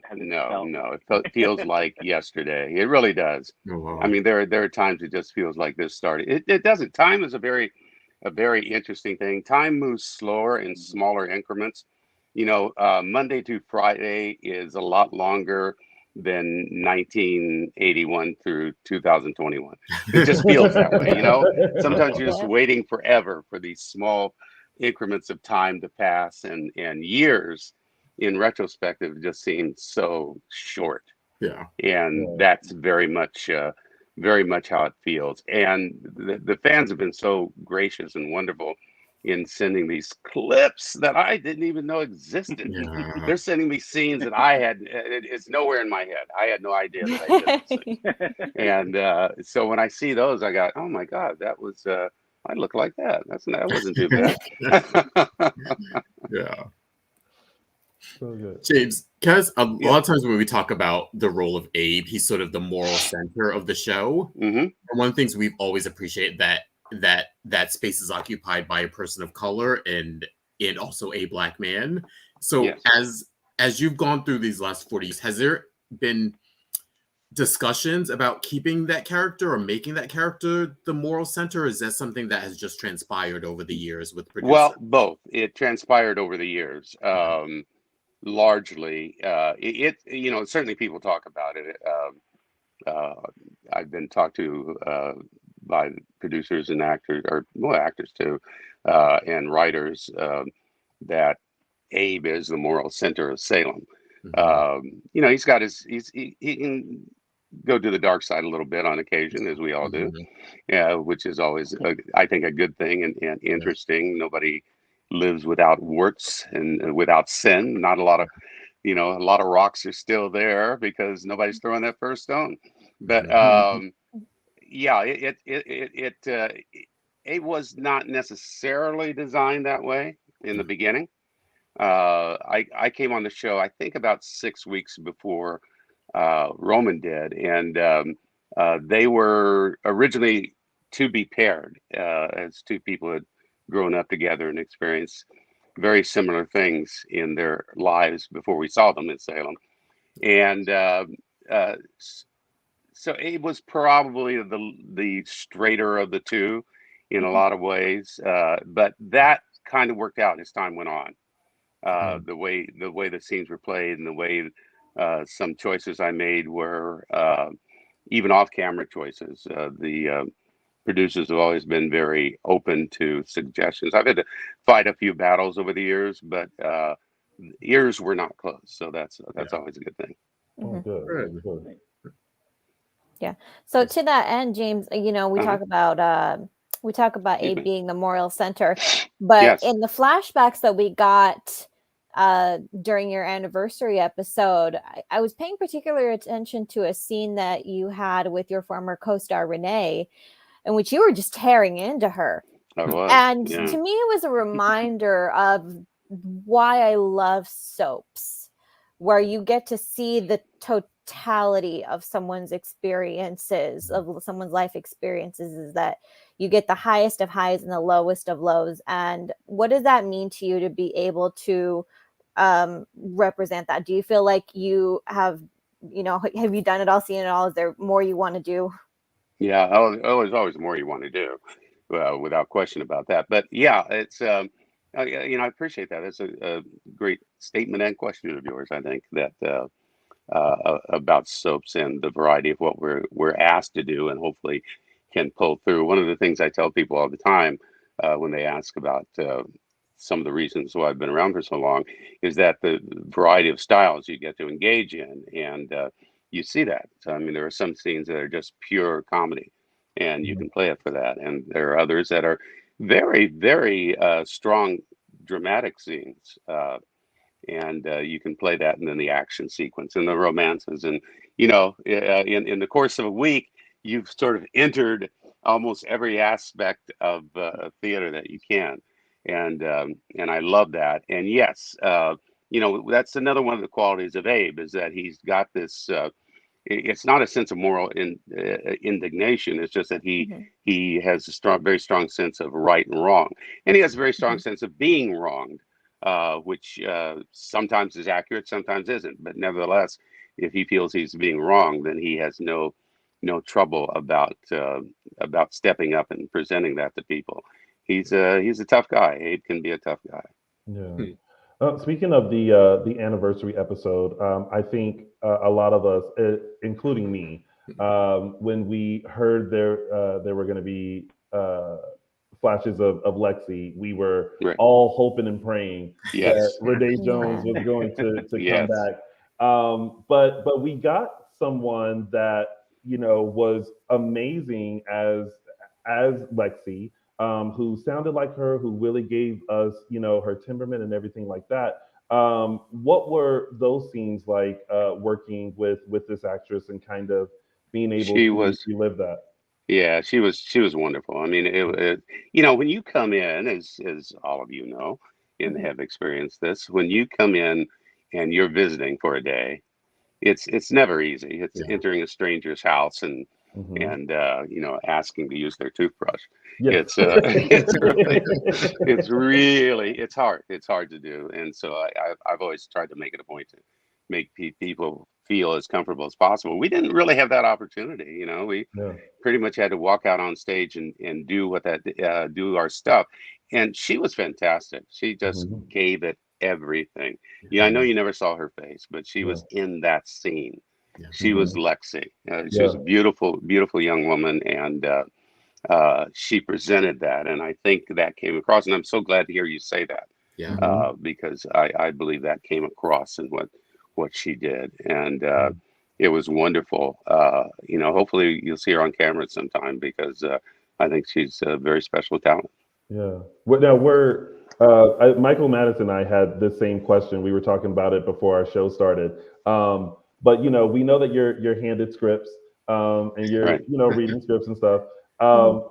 Did they tell you that Abe was going to have this anniversary show, or did they kind of give you the script and you see Abe flatlines and you're like, wait, Nobody told me about this. What's going on? We were like, did they have were they nice enough to give him a check heads those up? Just contracts. Like, by the way, you flatline for a minute, but don't worry. And I'm curious, like, if you had maybe like PTSD from when the Salem stalker killed Abe, and you got that right. script, Oh, and you're like, WTF? So this is like at least the second time since I've watched where Abe has died, but not really. This time was a little more of a quicker death.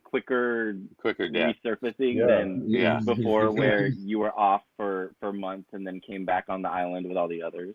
But yeah, we're just curious about that experience. If you're kind of like, what's happening, or if that's just if it's part of it for you, and you're like, what happens.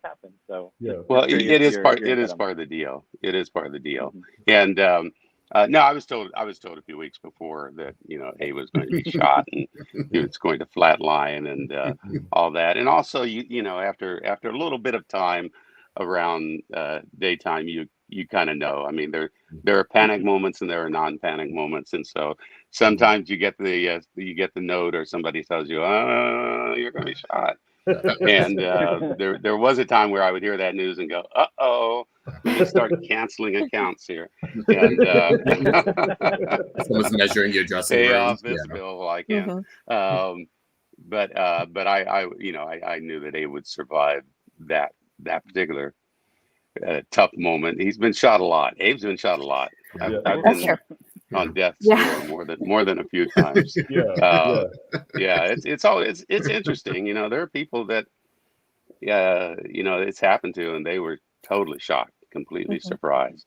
And it was difficult. I can think of a couple of people that actually came back later on, but the initial leaving was really tough because they were shocked and angry and upset. I understand all those emotions, but I was very fortunate that everybody let me know what was going on and how this was playing out, as they have for the last several injuries that Abe has absorbed. The calamities, Yes. Because I was seriously worried because I think I was on your Instagram and saw it said time of death, and I was like, wait a minute. I was like, no, there's no way they can kill Abe. And I was like, not on the anniversary. Like, it's like happy anniversary. We're gonna kill the character off. I was worried, but then I was like, oh, okay. We just need him to flatline just so he can go up to the gate of heaven. Right. and like relive it with Lexi, and then Lexi's gonna be like, "Nah, Abe, not yet," and then you go on down. Right. Yeah. Right. So Well, that it's was also good to remind people of what that relationship was. I mean, Yeah. it strangely enough has been 10 years, and Yeah. people pass away on days, especially, and they still hold a meaning, and they still hold some sway over the show. I mean, Stefano is probably going to stimulate story 10 years from now. Yeah. You know, there's no question that he's that important, and there's a lot of that with Abe and Lexi. I mean, they were so truly in love and committed to each other that it's difficult for Abe to move on without holding on to a lot of Lexi, not a piece of Lexi, but many pieces of Lexi. And the audience needs to be reminded of how important this was periodically as well. It would be the same if John and Marlena, or if Stephen and Kayla, any of those couples that have been around for a long time and one left for a period of time, their presence is still there. It is their presence. Yeah. You know, fortunately, none of us has ever been widowed, but you know, I know people that have, and that presence is always there to them. It's always there to them. I find it so great that you say that, James, because it was very jarring for me to realize when they said that Lexi has been gone, that Renee has left the show for 10 years. Yeah. When I realized that, I was like, wow, that actually is. And Abe's had a whole, I mean, Abe's life hasn't changed dramatically since Lexi died, but you know, it shifted his perspective. How could it not? You know, and he has still managed to have a whole different life. Well, he has. I mean, he's matured. You know, one of the I think one of the strong points of daytime drama, and one of the attractions of it, is that you see these characters age in real time. You see life move in front of you as you are doing, as you're watching it, and that's what happens. People experience different things in their lives, and then whether they want to or not, it moves forward. And that's one of the things that I think you see in daytime more than any other genre of entertainment. And it has been a long time, but Lexi's never very far from Abe's thoughts. I think you know, he probably sees her and maybe talks to her, something where something's out of place that you know, Lexi always wanted over here, and all of a sudden it's over there, and Abe has to move it back, and so Lexi's a presence to him constantly. And I think to some degree that's the case with the audience that knew Lexi, and then you have to remind the audience or introduce them to Lexi and how important, because the references are there, and they will continue to be there, and hopefully they will continue to be there. But that's the same with a lot of the characters. They reference characters that weren't around when I was around. I didn't know you know, Bill Anderson, or you know, I didn't know these folks. But I do know them because this show talks about them. That's cool. No, go ahead, James, we're seeing with the possession storyline, them taking an older storyline and sort of bringing it back and redoing it in an interesting way. What would you say is, for you, as sort of a past storyline for Abe, or a plot point that you would like if they were sort of to bring back?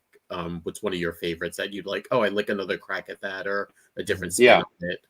Well, I'd like to see. You know, I think resurrecting the Brandon Faye storyline would be a very good one to bring back. You know, I know Faye's supposedly dead, but we've all been through that before. So Dr. Ralph we know what happens alive. There. Exactly. And Brandon's out there somewhere. We talk about him. Speaking of characters, we talk about Brandon quite a bit. And I think there's a lot that could be done with that. That story, bringing those people back, you know, the Faye's twin sister, and you know, that Brandon discovers, and there's a lot that come from that.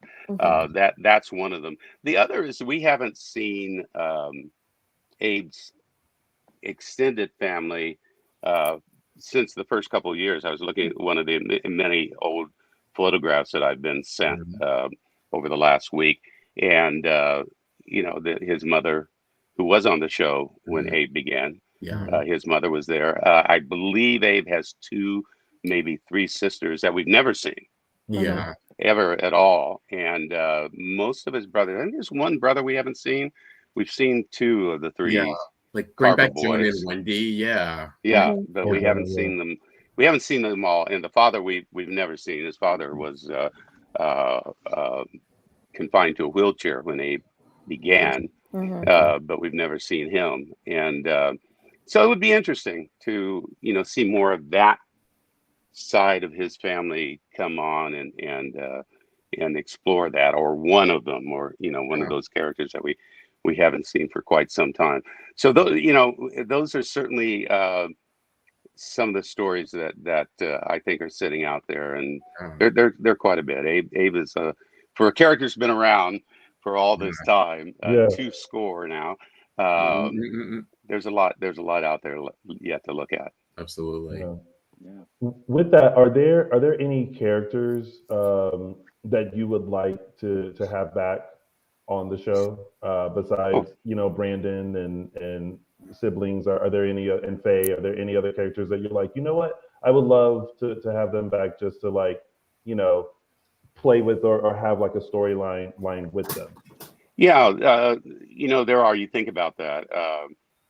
It's it's Stephanos who still has a lot of sway over what we do, and without question.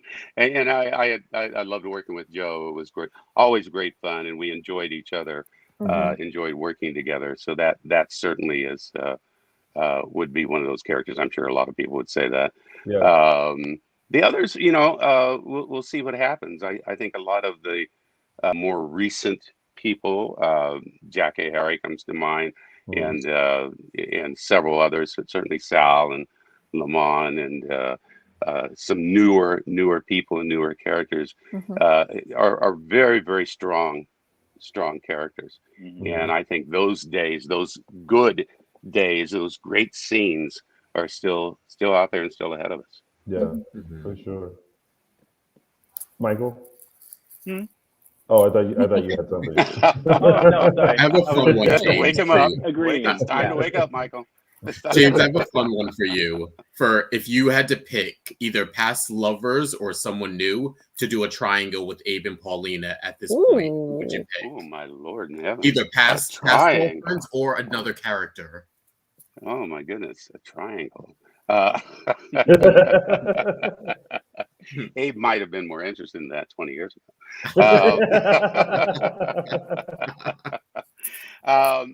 Well, that's very interesting. It would be very interesting to see, how that would play out. Abe and Lexi had their outside involvements at different times, but I don't see them. I mean, and I know you didn't mean triangle as a menage a trois, but a three-way Hold it. Beyond Salem season 2 of Beyond Salem. I know. Here we go again. Abe and 2 other people in bed together. This old story. This is an old story. It would depend on so many different things. For that to happen, there are quite a few. I think of Lexi. Everything depends on the circumstances. How does this happen? That it certainly happened with Abe and Lexi a couple of times, where Lexi in particular was basically not driving Abe away, but behaving in a way that he couldn't support. And so their marriage hit rocks that they couldn't navigate well at the time, and so Abe went off and dated other people, and they became involved. And there certainly would be some. Lexi would be that. I think of Faye maybe coming into that. I think there was another character, and now sadly, Sheila DeWint played a sergeant in the Salem Police Department that we haven't. Valerie Grant's back, and there are and other former lovers of Abe that have come back, but that's an interesting one because that character was around for a year or two, a couple years, I think. Return. Yeah, I don't. That's a good question. That didn't last very long though. That was like, that was like a 3. Them, and then they sort of cooled it off. That was like a 3 minute. I think we're interested to see where that went. Yeah, Abe had a lot of 3-minute stories, going on. They moved that one pretty fast. And, it's much better when there's time taken and you build the relationship, and the audience has a chance to come along with you and understand what this relationship is like. I think of the current story with Abe and Pauline. I think that I like the pacing of that story. I like that things kind of alternately move quickly, but then also slow down, and there's more to it, and there are other aspects of story coming into it. So the road is very, very bumpy, and I think that's a good thing. I like that. It's as an actor, you want those moments that you really have to use your off hours time to think about. When you go home and open the script and do that sort of thing. So there are quite a few. There was one summer, I may have mentioned this to you, one summer where there was a new love interest for Abe every week. Back in the middle 80s or something like that. Yeah, it was fascinating coming in to work and not really knowing who I was going to meet or what was going to happen. And it was not just for the variety of people, which was kind of fun and very interesting, but it was interesting to the lessons that I took away from that as an actor, working with other people, having to make people comfortable, bring people along. There's a lot you can learn from those moments, even though they might be frustrating. Nice. For you, James, especially watching the anniversary episode and seeing the clips, and also having fans just sending you all of these pictures and clips and everything like that. For you, seeing all this and seeing the episode, what has this been like for you? Because I'm sure you've had a moment just to kind of sit and reflect on, like, wow, I've had this job for 40 years now, and the impact that it's made in daytime. When you sat in that, like, what was that experience like for you, reflecting on all of these things that you have accomplished as this character? Well, it is true as you get older, nostalgia plays a bigger role in your life, I guess, because you have more to remember. Like, wait a minute, whoa. You're 18, there's not a whole lot, you can't remember the 6th grade. Oh man, I don't want to. Don't want to. There's that. There's that too. There is that. I do think about different things a lot, and as I said, I've gotten so many film clips, and there are a couple of fans specifically who I have thanked personally. If I haven't, I will. That have sent some great old clips that I honestly half don't remember, and but it does make you realize. I was better than I thought I was, for one thing. Because you go home and you go, oh man, that was horrible, and then then you watch these with several years perspective on it, and you go, oh no, those weren't bad choices after all.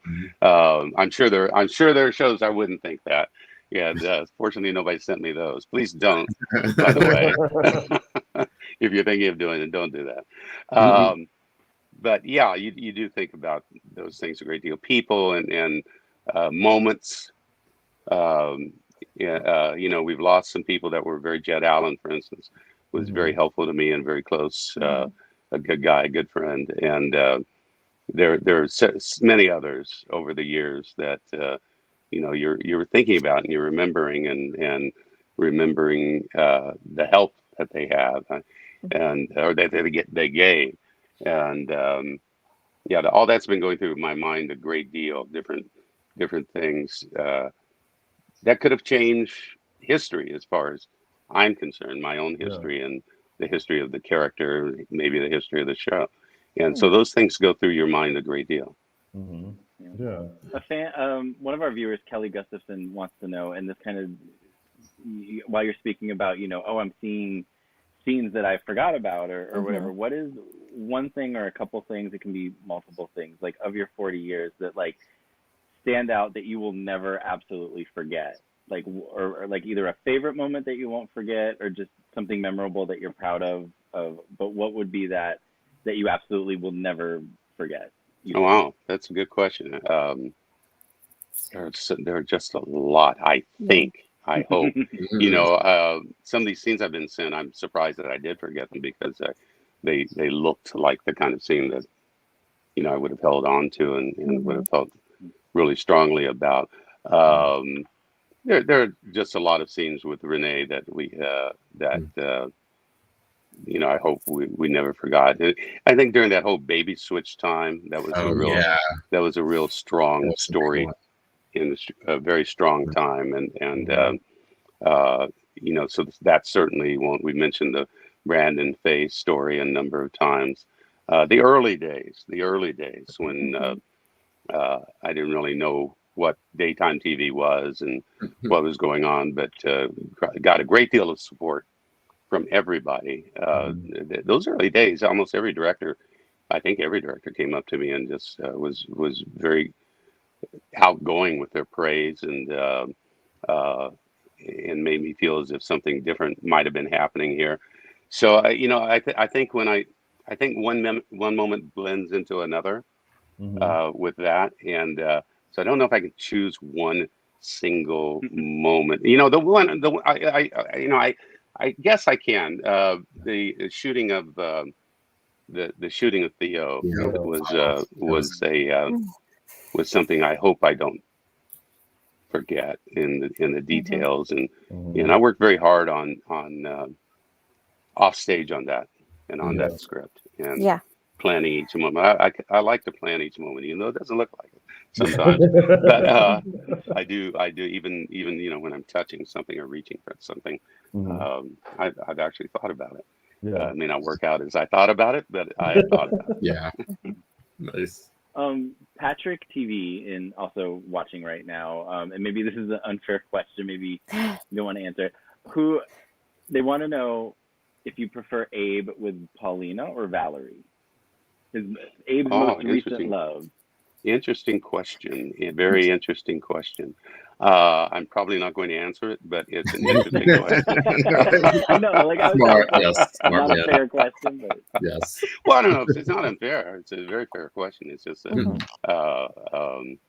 it's two different characters, two different people, and it depends on where the story. I mean, Valerie is still around. I'm trying to, we're so far ahead that I have to edit sometimes in my head where we are and what I can say and what's upcoming.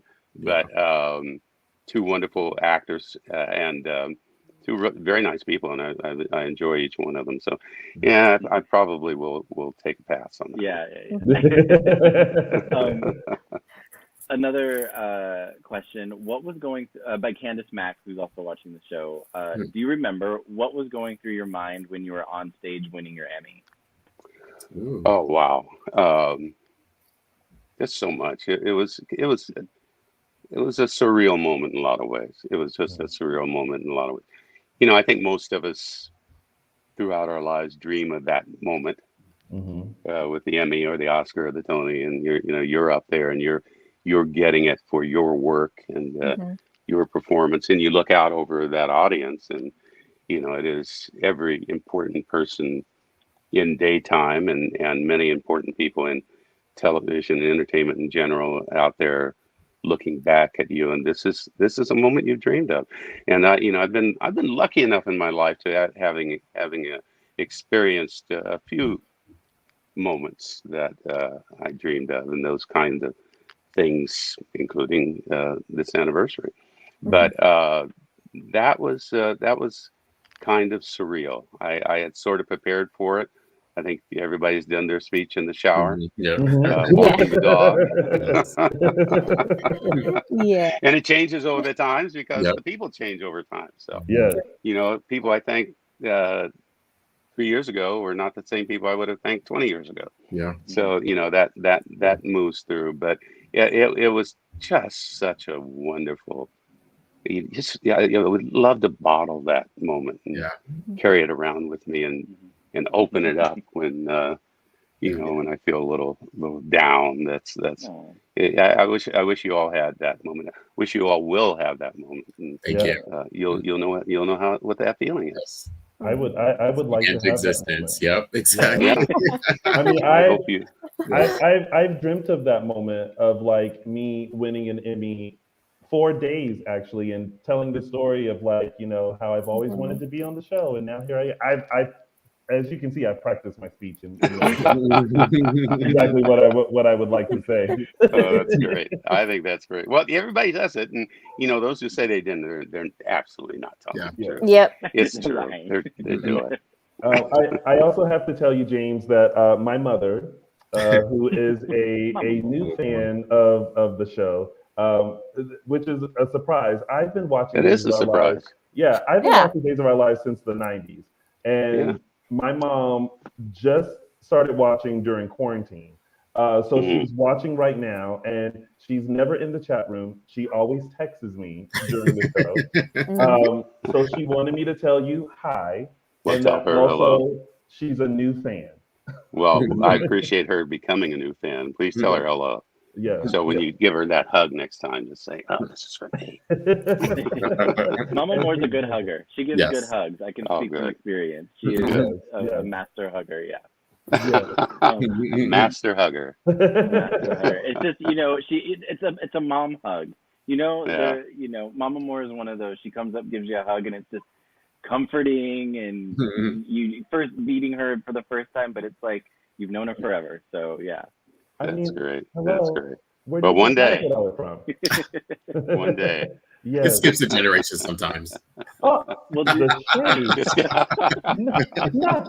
shading me in front of James has Reynolds. fallen a little short of the tree. Is that right? Oh boy. Well, James, in celebration of your 40th anniversary, we not only wanted to have you on and wish you a happy 40th, but we've made a little video of some other people and fans who would like to wish you a 40th anniversary as well. I just want to make sure you can see all of us, right, James? Yes, I can. Okay, so now I'm going to add the video. Can you see that? I do. Wow. Okay. All right. I need to record. I should have recorded. Of course, I could barely get on, but I should have. I'll send you the link. Don't worry, James. I'll send it to you. Thank you. That way you'll have it. But this is our celebration from all of us to you.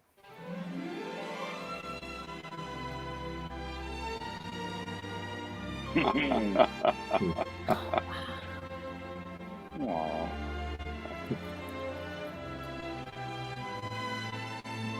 Wow. This is Renee. Time.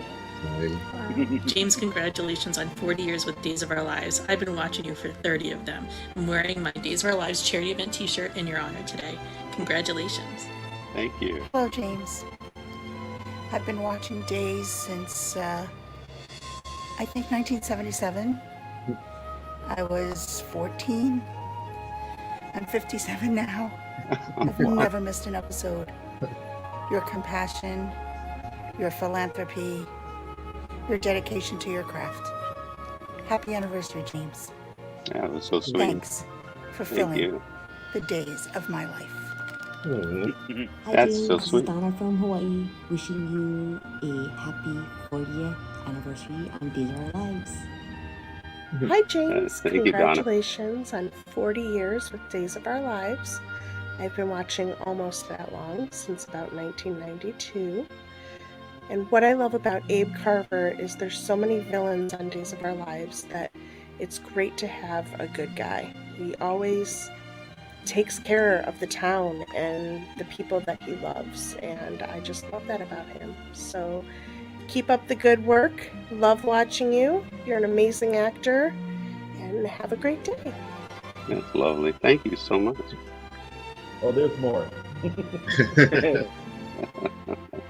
video. There we go. It's Vanessa. Congratulations to 40 fabulous years in daytime. I'm just so glad and happy I got to spend some of that time with you too. Hi, this is Candace Mack, aka Candy Pool on Twitter. Mr. Reynolds, I don't know if you know what kind of an impact you have made on us Days fans, as well as your generation fans. Just like Abe, you've always been there, you've always been positive, and you're going to continue to be a part of our lives each and every day. Happy anniversary, and God bless. Oh, that's lovely. Thank you. James, this is Deborah Richmond. I live in Maricopa, Arizona.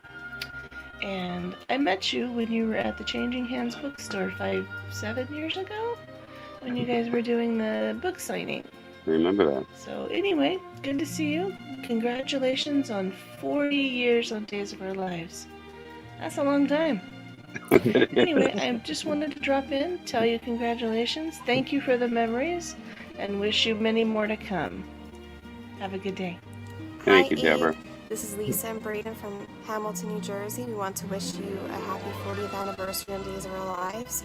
I started watching when I was a baby with my grandparents, and they passed away now. And I continue to watch you every single day with my son. Can you say congratulations? Congratulations. And what did you tell me about Eve? You're my best guy in Days of Our Lives. You're his best guy on Days of Our so Lives, and sweet. you're one of my best guys on Days of Our Lives too. And thank you for all the memories I got to create with my grandparents, watching Days of Our Lives every day growing up. And I make these memories now with my son. And we hope you are on the screen for many, many more years. And thank you again, and congratulations on 40 years. Say bye. Lisa and Braden, thank you. Bye.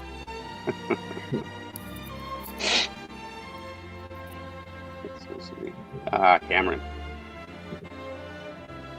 The sweetheart. Sal is just such a sweetheart. Miss Jackie. Hi, James. This is Betty from Mississippi. Congratulations. Happy 40th and very, very many more. Loving every minute of Days of Our Lives. Congratulations. Hey, it's Scott and Thank Matt you. from Spectrum Celeb.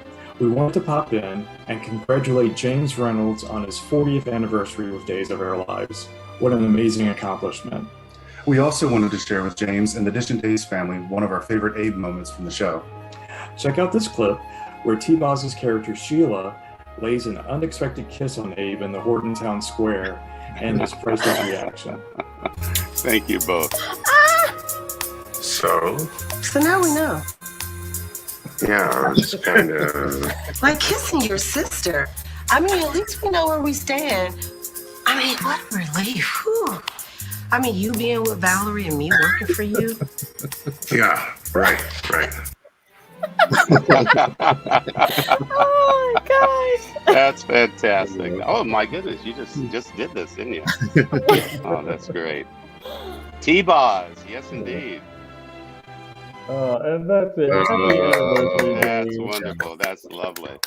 Yeah, the different personalities of people that Abe has been involved with is it's really something if you start thinking about that. It's been quite a ride. The Sheila one was the most interesting one. Yeah. For me, Yeah. I was like, you know, let's see how this is, and she was kind of like make him more hip and like, you know, do all this stuff, and I was like, I can see this for Abe. Well, you know, it's interesting. That was pretty popular pairing. Yeah. You know, it it really just didn't was. work out for other reasons, but I loved working with her. She was such a sweetheart and you know, very willing and interested in trying different things. And you know, we really had a good working relationship, and it worked very well, I thought. But yeah, the audience liked it. Yeah. A lot of people were surprised, me included, but the audience really liked it. Yeah. They did. Now, as we keep looking back on your 40-year journey on the show, have you accomplished everything that you have set out to do as Abe? And if not, what would you like to do to continue? I mean, we're all going to say for 40 more plus years, but you know, whatever you have in it you. might be a little difficult. But be nice, maybe. Yeah. But have you accomplished everything that you first set out to do as Abe? And if not, like what are more things that you'd like to do as the character? Good question. I mean, it's an interesting question, actually. I don't, I don't want to hem and haw around it too much, but I didn't have any goals when I started as Abe. My goal was to stay on the show long enough to go on another show. That was, I was an actor who I just finished a series before Abe came, or Abe came calling. Days came calling. So I just finished the series and actually had some offers for other shows on the table as well. So it wasn't, it was another role. A good role and a very interesting role, and one that I definitely thought I could grow with as an actor. I really felt I could grow with it. I didn't know enough about daytime to establish goals within that.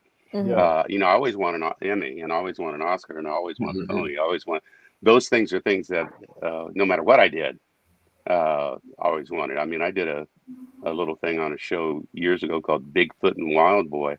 I wanted an Emmy for that. I did nothing on that. I had goals for that one. I think what you just shared with me is showing that I achieved whatever goal I wanted. The fact that that I, as an actor, can have that kind of effect on people and be that important in their lives is pretty extraordinary. That is something that I am just sometimes overwhelmed by emotionally. I just can't imagine that this guy from a little town of 800 people would have this long career and literally thousands of people who are supportive and felt some effect. When I meet young actors, it's a great feeling when people come up and basically say, I'm in this career because of you.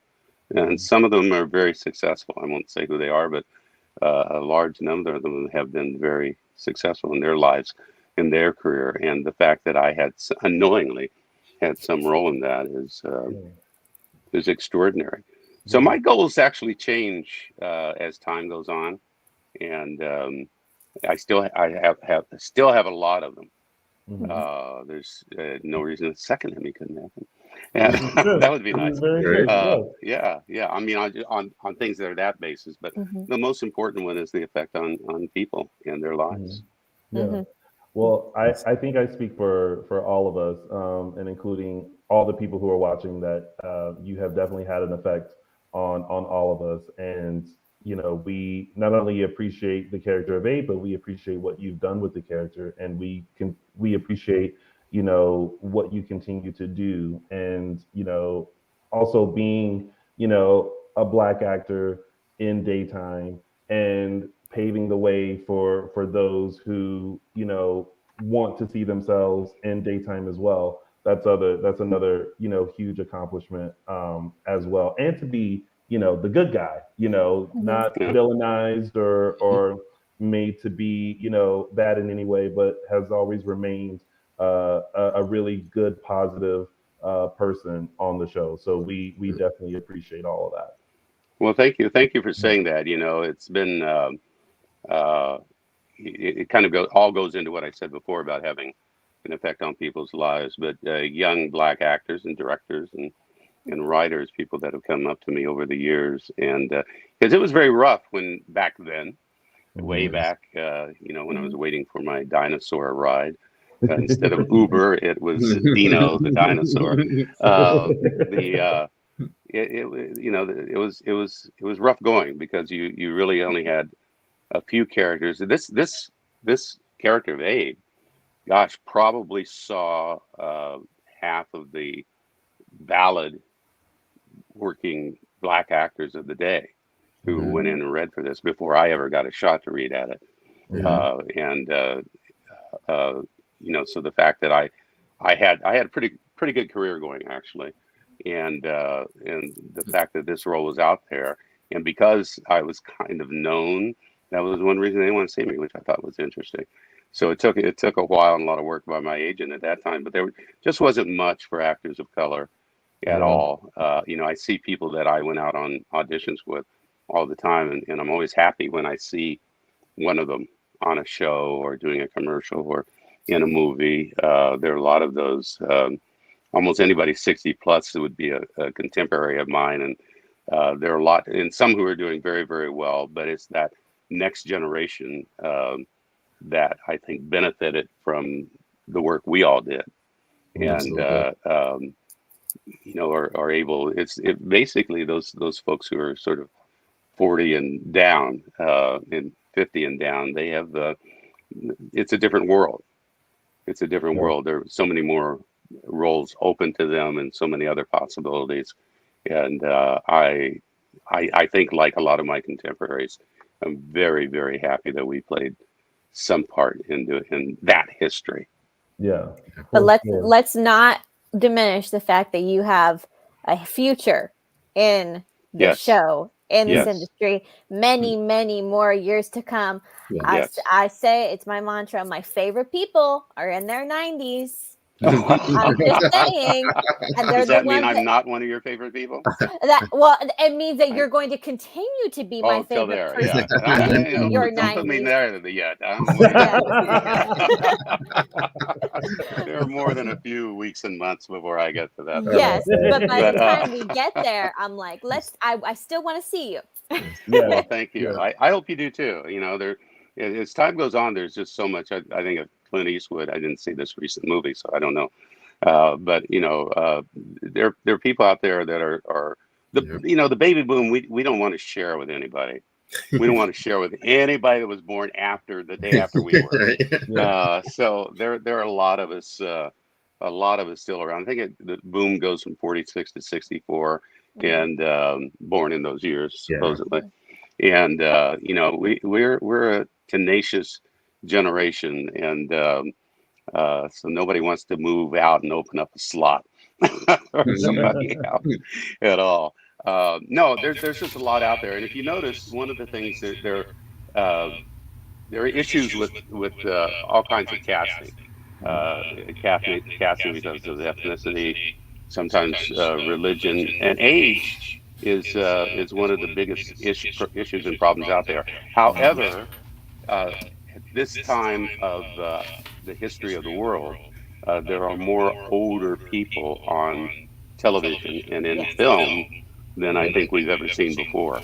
Used to be, I read a lot of Hollywood history, and the truth of the matter is, you hit 40 and it was done. You were over. And now people are being discovered at 40. They're actually, their careers are beginning at 40.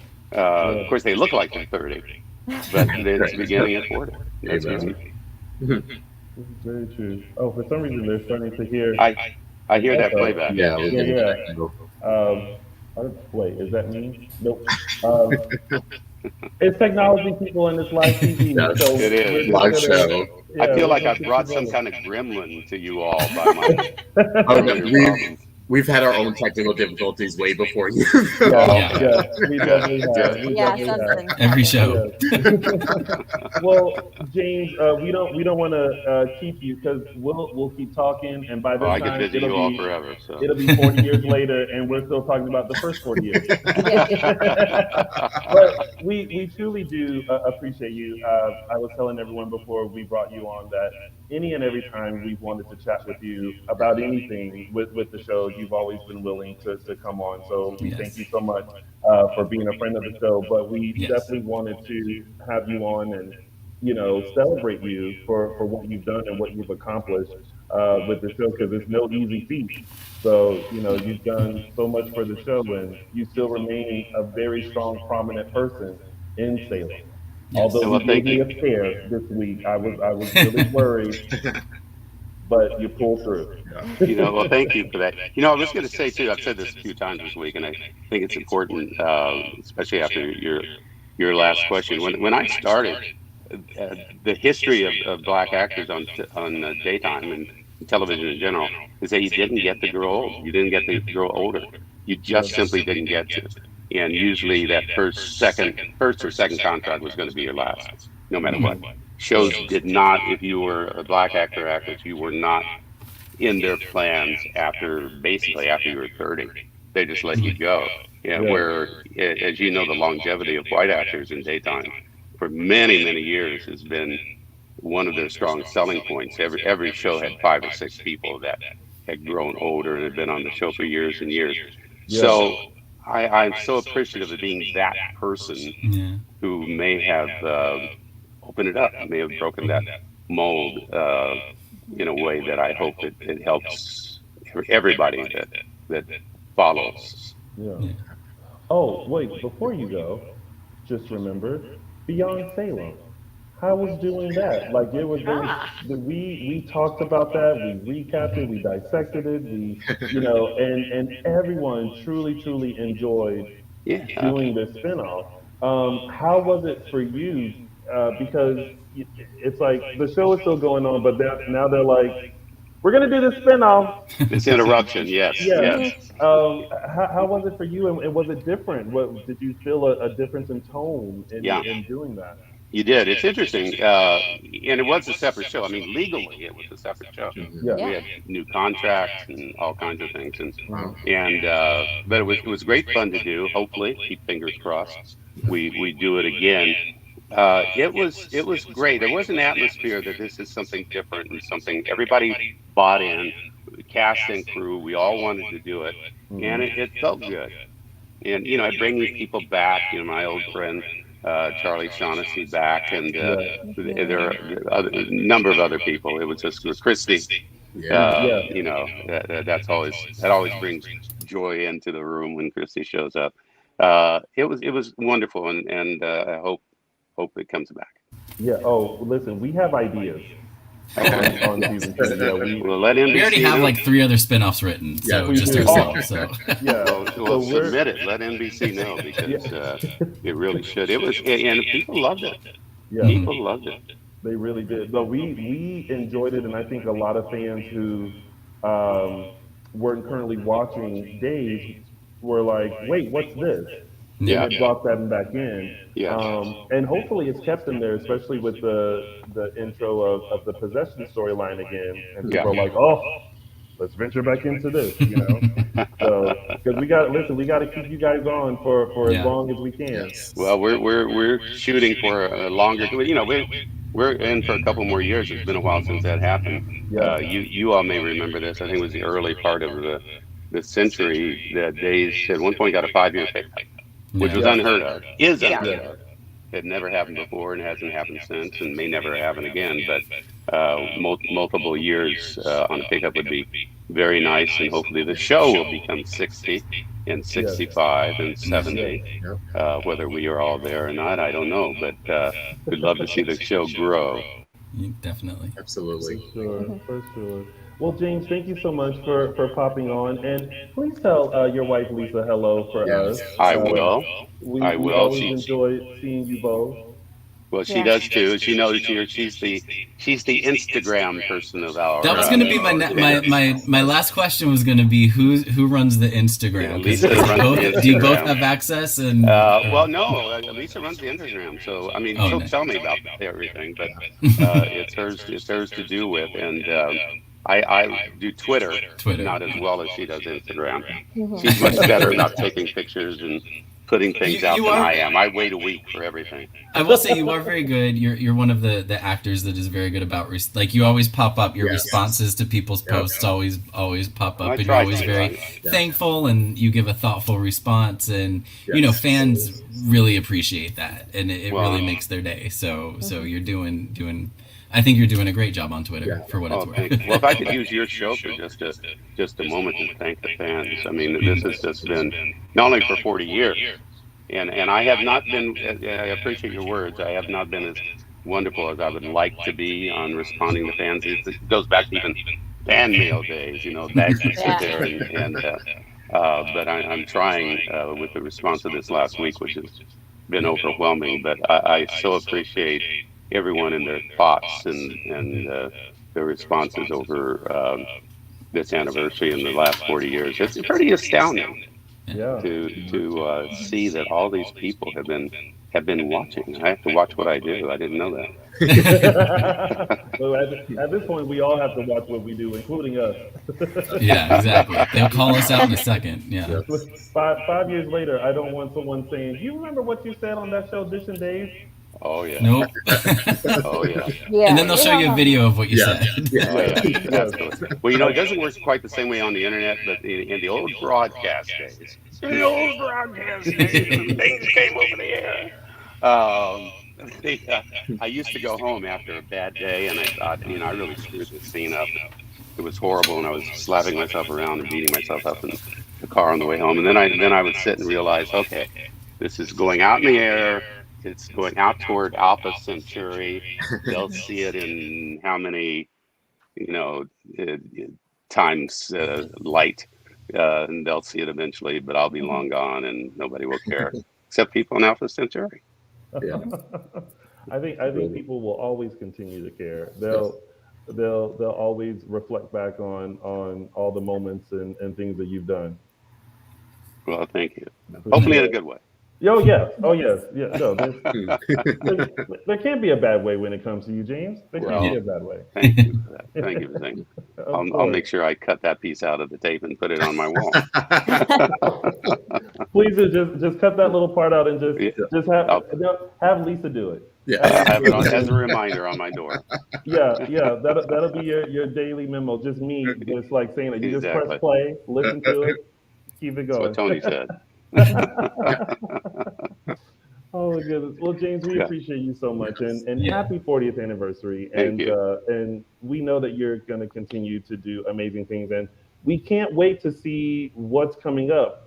Yes. We know we can't wait to see finally Abe's wedding on air.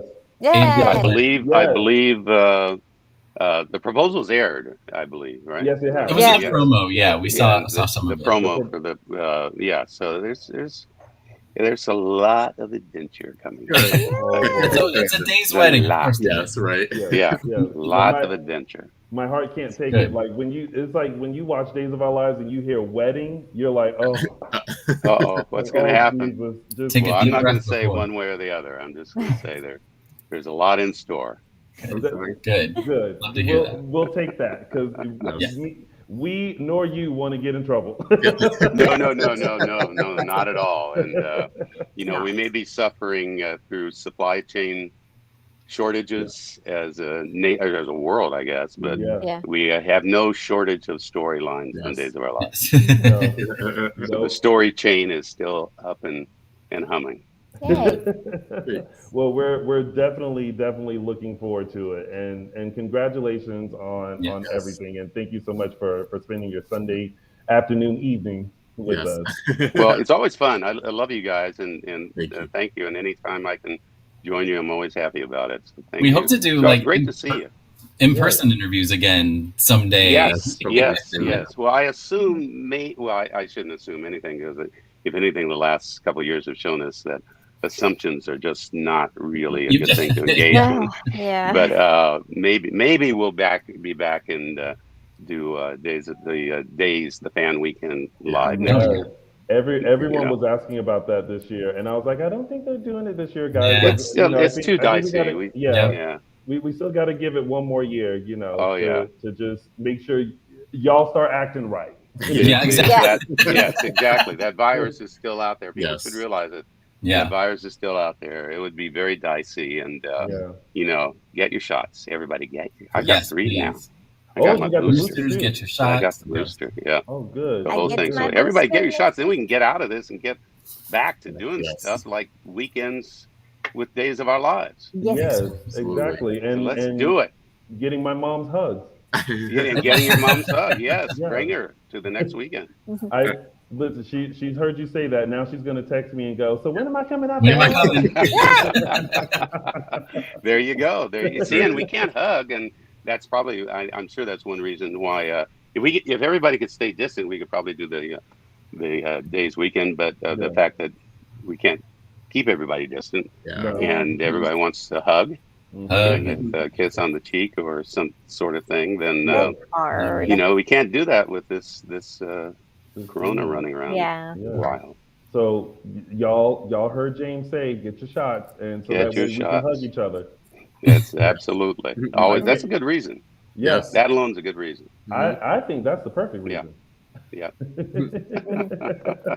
Well, I will hug the four of you when I see you. Yes, for sure. We're gonna give you one big old hug. Yeah. Oh, wonderful. That sounds good. I like that. Yeah. All right. Well, thank you, James, and we'll talk Thanks so soon. much. All right. Take care, folks. Thanks, James. It's so great to see you all. So Bye-bye great now. to see you too. Bye. Bye-bye. Bye, James. It's always so great to talk to James. That was great. He's James so is nice one of and those so kind. people I would want to talk. Like, he's always great to talk to, like, on the record. I'm sure he's got stories, you know, that you would call tea, you know? Yeah. I would just tea. Like, that the kids call tea. But oh man, I bet he's got not even like gossipy stories, just to sit with him and Just oh my gosh. That's just a storyteller. Exactly. Yeah. And you know what else I realized? We were all sitting here in these like costumes, and he never questioned us. I know. he just popped in and was just like, "All right, well, you know." It's part of, you know, I think we're dressing up today. They show up and we look at. They're like, "Yep, this is about right. Yep, this is right." He's like, "Let me leave it alone until they bring it up. Otherwise, I'm just gonna not say anything." Yeah. Well, it's almost time for trick or treating. Over on this side of town. So yeah. Well, so that we can get on with our tricks or treats. Thank you guys so much for tuning in to another good edition of Dishin Days. Before we head out, though, hey, yo, Jake. Yeah? Tell them where they can find you on the gram. You can find my portrayer, Michael Mattis, on the Instagram at MLMattis. And yeah, he's on all of them, but the other two are not on all of them. Thank you and good night, ladies and gentlemen. You can find me on Instagram find me on Instagram at Justin Lee Hareld. Araceli. You can find me on Twitter at Tia323 Araceli. And you can find Father John Black. That's a fact. On all social media platforms at Lounging with Tony. That was good. You gotta do the eyebrow. I can't do the eyebrow. You can't do the eyebrow? Oh, I can with this one. I can't do it. Yeah, I can't either. That's a fact. I can do one. Okay. It's a fact. I can't do it. All right. Well, thank you guys so much for tuning in. We'll see you next week for another full dish of next week's episodes of NBC's #1 award-winning hit soap opera, Days of Our Lives. And a special thank you to James Reynolds for stopping in. Thank you, James. Yes. Happy 40th anniversary for all the days of your life. Thank y'all. Bye. Bye, guys. Bye, everyone. So long.